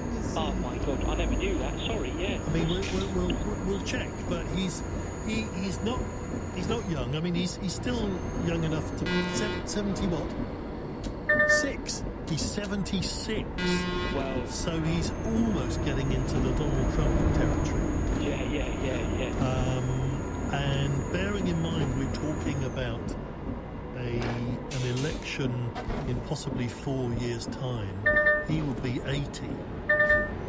And then he'd be asking, presumably, they're not going to form a government or anything, but he'd be asking to be part of the government. Then he'd be 85 by the time they'd got to the end of that term. So I think maybe he'd be a bit more of a figurehead. I don't want to be ageist about it, but there comes a point where you haven't got the drive and the energy. He might take on Nigel Farage. I mean, people might be fed up with the right-wing wave that's coming, and he could cater. Well, he could be an alternative to that, yes. Or he could actually end up helping Nigel Farage by splitting the left-wing vote more. Oh no! Because the more the left-wing vote is divided, mind you, of course, Reform is splitting the right-wing vote. So who knows? Could go either way. Thank you very much, Paul. Good to talk to you. 0345 6060 973. Mike's in Beverley. Morning, Mike. Good morning, Clive. Have you had a good week? Yes, so far, but the week starts now for me. Yeah, it was really good. Yes, this is the beginning of my week. Yeah. Okay, so Jeremy Corbyn. Yeah. New party. I tried out gaming with this afternoon by putting all the possibilities that could happen to the Conservatives, to the Labour Party, what could happen with Reform, and then gaming all the scenarios, and nothing stands out at the minute. Because you look at the Green Party, they've got the election coming up, Zach Blanky is saying he will cooperate closely and form an allegiance with Corbyn, and Adrian Ramsey is saying the precise opposite, that Greens stand alone, they're about to have a much bigger place in British politics, and they don't want to be associated with another man. Well, that would be interesting. Who wins that particular battle? That could make a big difference then. Well, it could, and until you know that, it's difficult to move forward. And look at Reform. Reform have got control of a load of councils.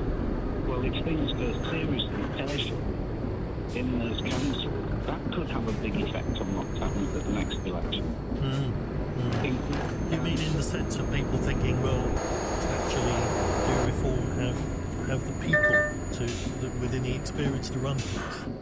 Well, that's true, and so that could then move things more in Corbyn's direction, and that could end up letting the Conservatives in, but we don't really know, to be honest, who's going to be the Conservative leader at the next election. No, we don't really. It's almost certainly not going to be Kevin Benn. No, there's so many variables at the minute. I think anyone pretending to know what will happen would be dangerous. But I mean, personally, although I'm a member of the Labour Party, I'm a more blue Labour, if you like, I wouldn't entertain Corbyn. I do not like pacifists. They're dangerous. You need to arm and you need to be strong to resist threats. And anyone who says, if we disarm, they will, and everyone will come by our fire is a lunatic. Because that isn't how humans are designed. It doesn't work that way. They might be very nice people and are pacifists in the sense that they want everything to work well, but they're not practical people in what sense. But what do you think of this argument that actually Corbyn is going to not get anywhere, but he'll just do enough damage to help Reform? He'll damage Starmer enough, take votes away from the left, and actually help Reform, who are probably the last people he wants to help. I think it's possible, and I think the danger is if we get lots of defections from the Labour Party to Corbyn's new party, and that would seriously damage Labour. If that doesn't happen, it will be less relevant how much effect they have. But if you've got, say, 20 or 30 Labour MPs moving over to Corbyn, particularly if there were any really well-known or cabinet ministers amongst that could have a devastating effect on the Labour Party. I think just a suggestion for a name there for you, Clive. Oh, yes. Because you've got Sultana and Corbyn. You probably could. Mike, thank you. 0345 6060 973. Let me squeeze in a few more messages before the news. Michael says, calling it old Labour would send a message to all of Corbyn's foes of the past 40 years, though it may not work very well at the ballot box.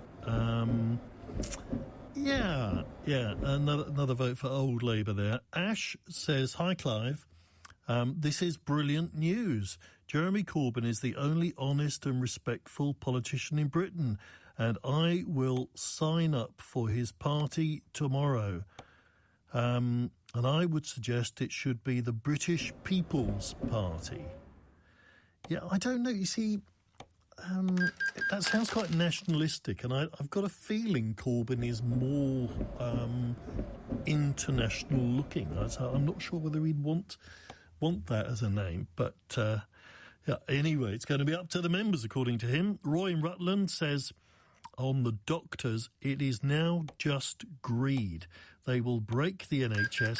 The country can't afford it. People will die. Blood will be on their hands. I supported this the first time around, but the doctors have lost my support.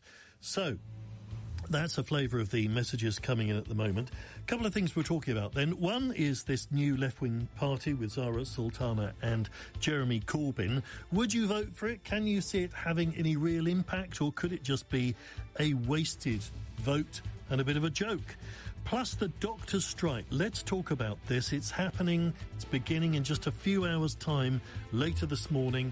Many operations to be cancelled. It's going to have a big impact.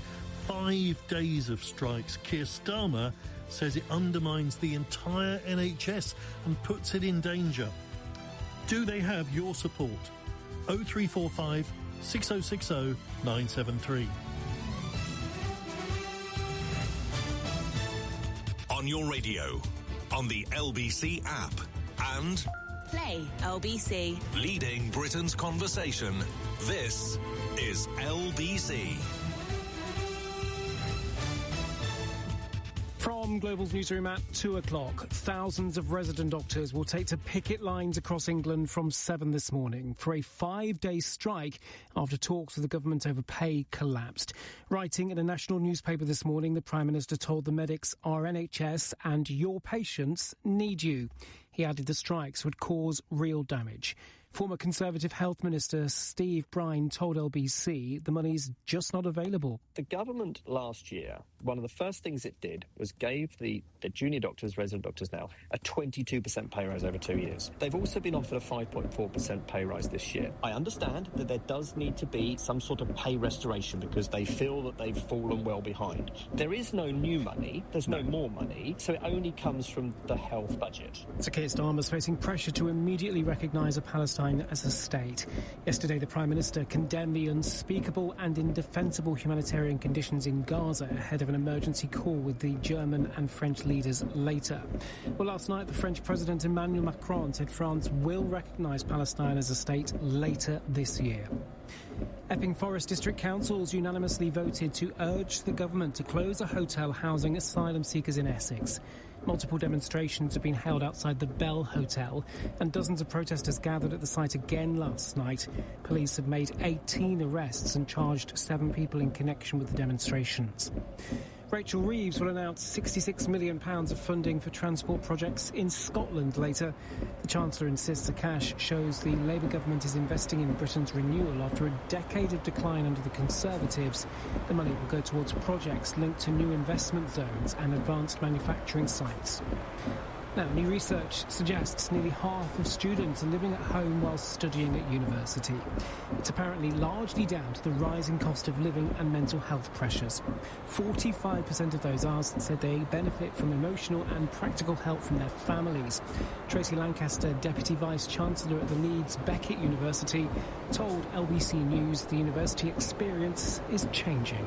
Over 50% of them are now choosing to live at home. For sure, some of that is about saving money. Over 60% say that's about saving money. But a large percentage of them are also saying this enables them to stay at home, stay close to friends, and for them not to relocate. LBC weather, light rain spreading southeastwards later, sunny intervals developing in the afternoon, staying largely dry in the southeast and a high of 27 degrees. From Global's newsroom for LBC, I'm Daryl Jackson. This is LBC from Global, leading Britain's conversation with Clive Bull.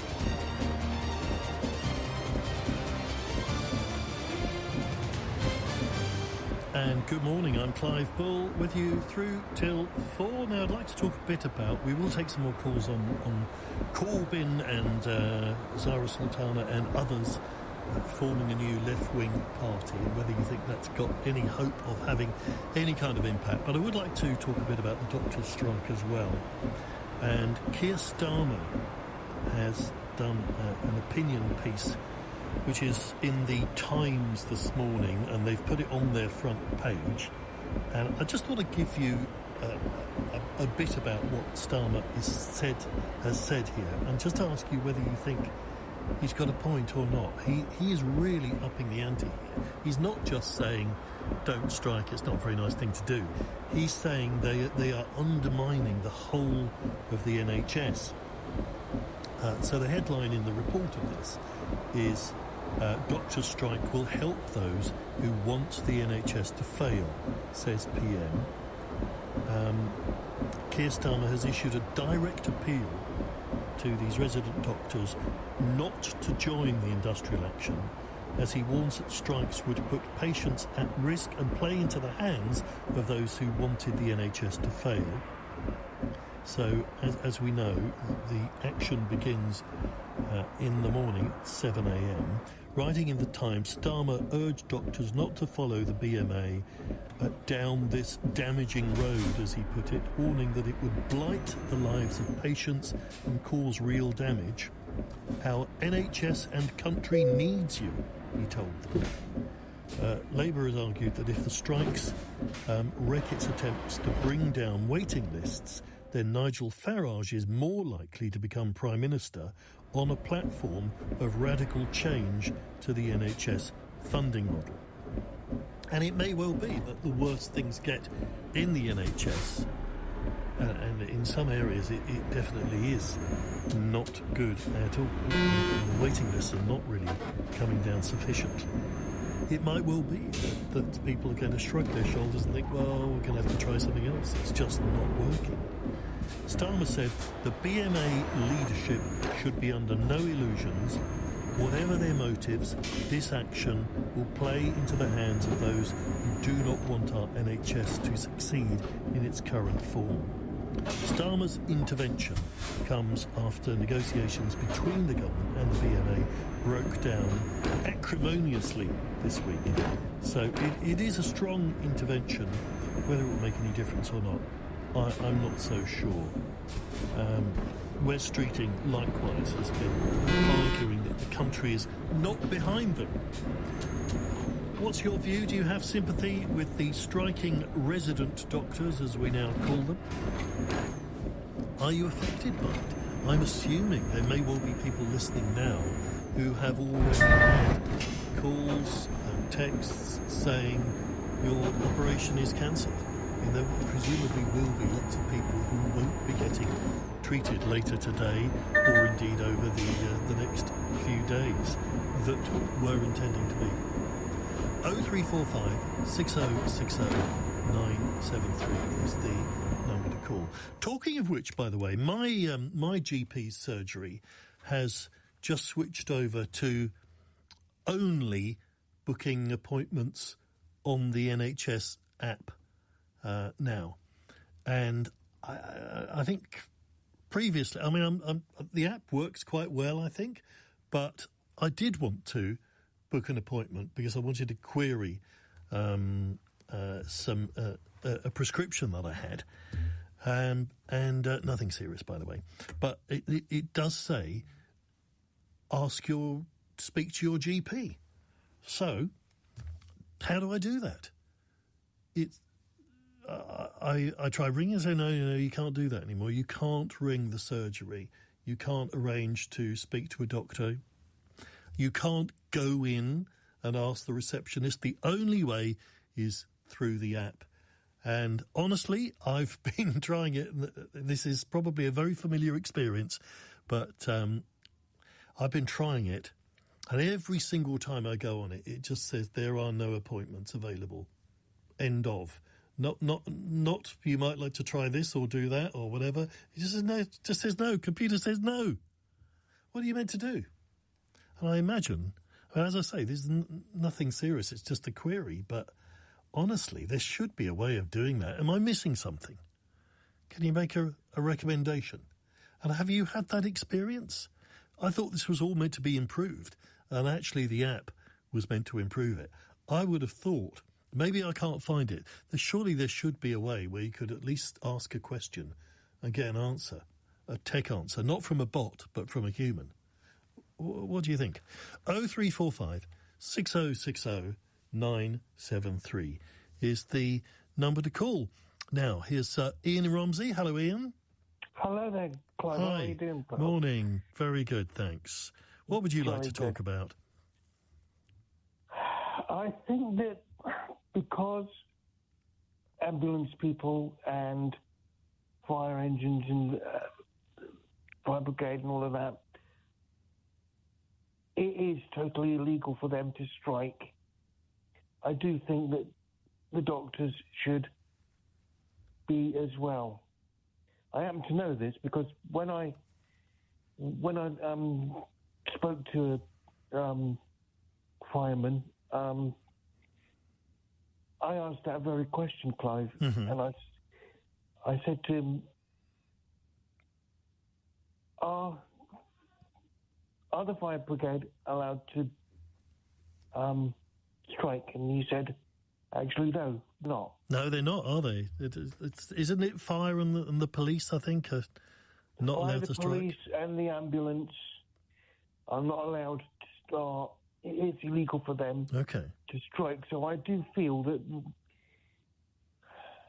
because of what they're doing, there's going to be a load of people who's going to die, unfortunately. Well, because of this I mean, strike. a lot of people are saying that. I mean, let's hope that's wrong. It's possible that enough doctors will be there that all emergencies will be dealt with, and that it will only be routine things that just get delayed. But even that can lead to deaths and illness, can't it? Because if something's delayed and you get pushed further down the waiting list, it has its consequences, doesn't it? Yeah, but happily for me, that's not happened because when a doctor came to see me today about my back and my shoulders and various things, legs and things, and he's getting things sorted out fairly rapidly. So he has been extremely good, Clive.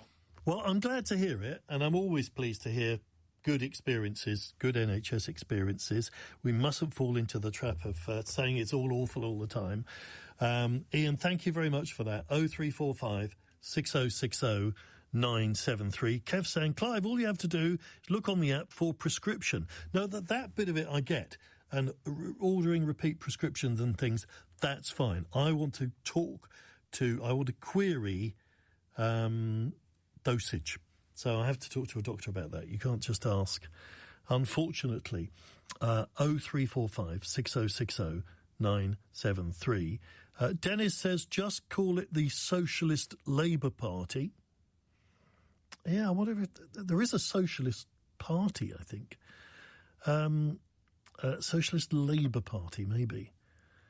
Of course, the previous offshoot was the SDP, the Social Democratic Party, which sort of broke away and ended up joining up with the Liberals. And then that's how we ended up with the Lib Dems. Patrick says, Clive, Corbyn needs to be an inspiration to the new party with me. But for a little while he was. And he was such a good performer, such an effective arguer. Whether you agreed with him or not, he was certainly one of the best speakers, orators of the left that I can remember in recent times, and actually quite charismatic as well. I'd say much more charismatic than any of the others I can think of on the left at the moment. Maybe Mick Lynch needs to put his hand up and get involved. Right, let's talk to Claire in Sutton. Hello, Claire.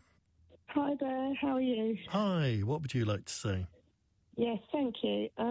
I wouldn't like the doctors to strike. I know they've got the reasons they want to, and I really appreciate the help they do give.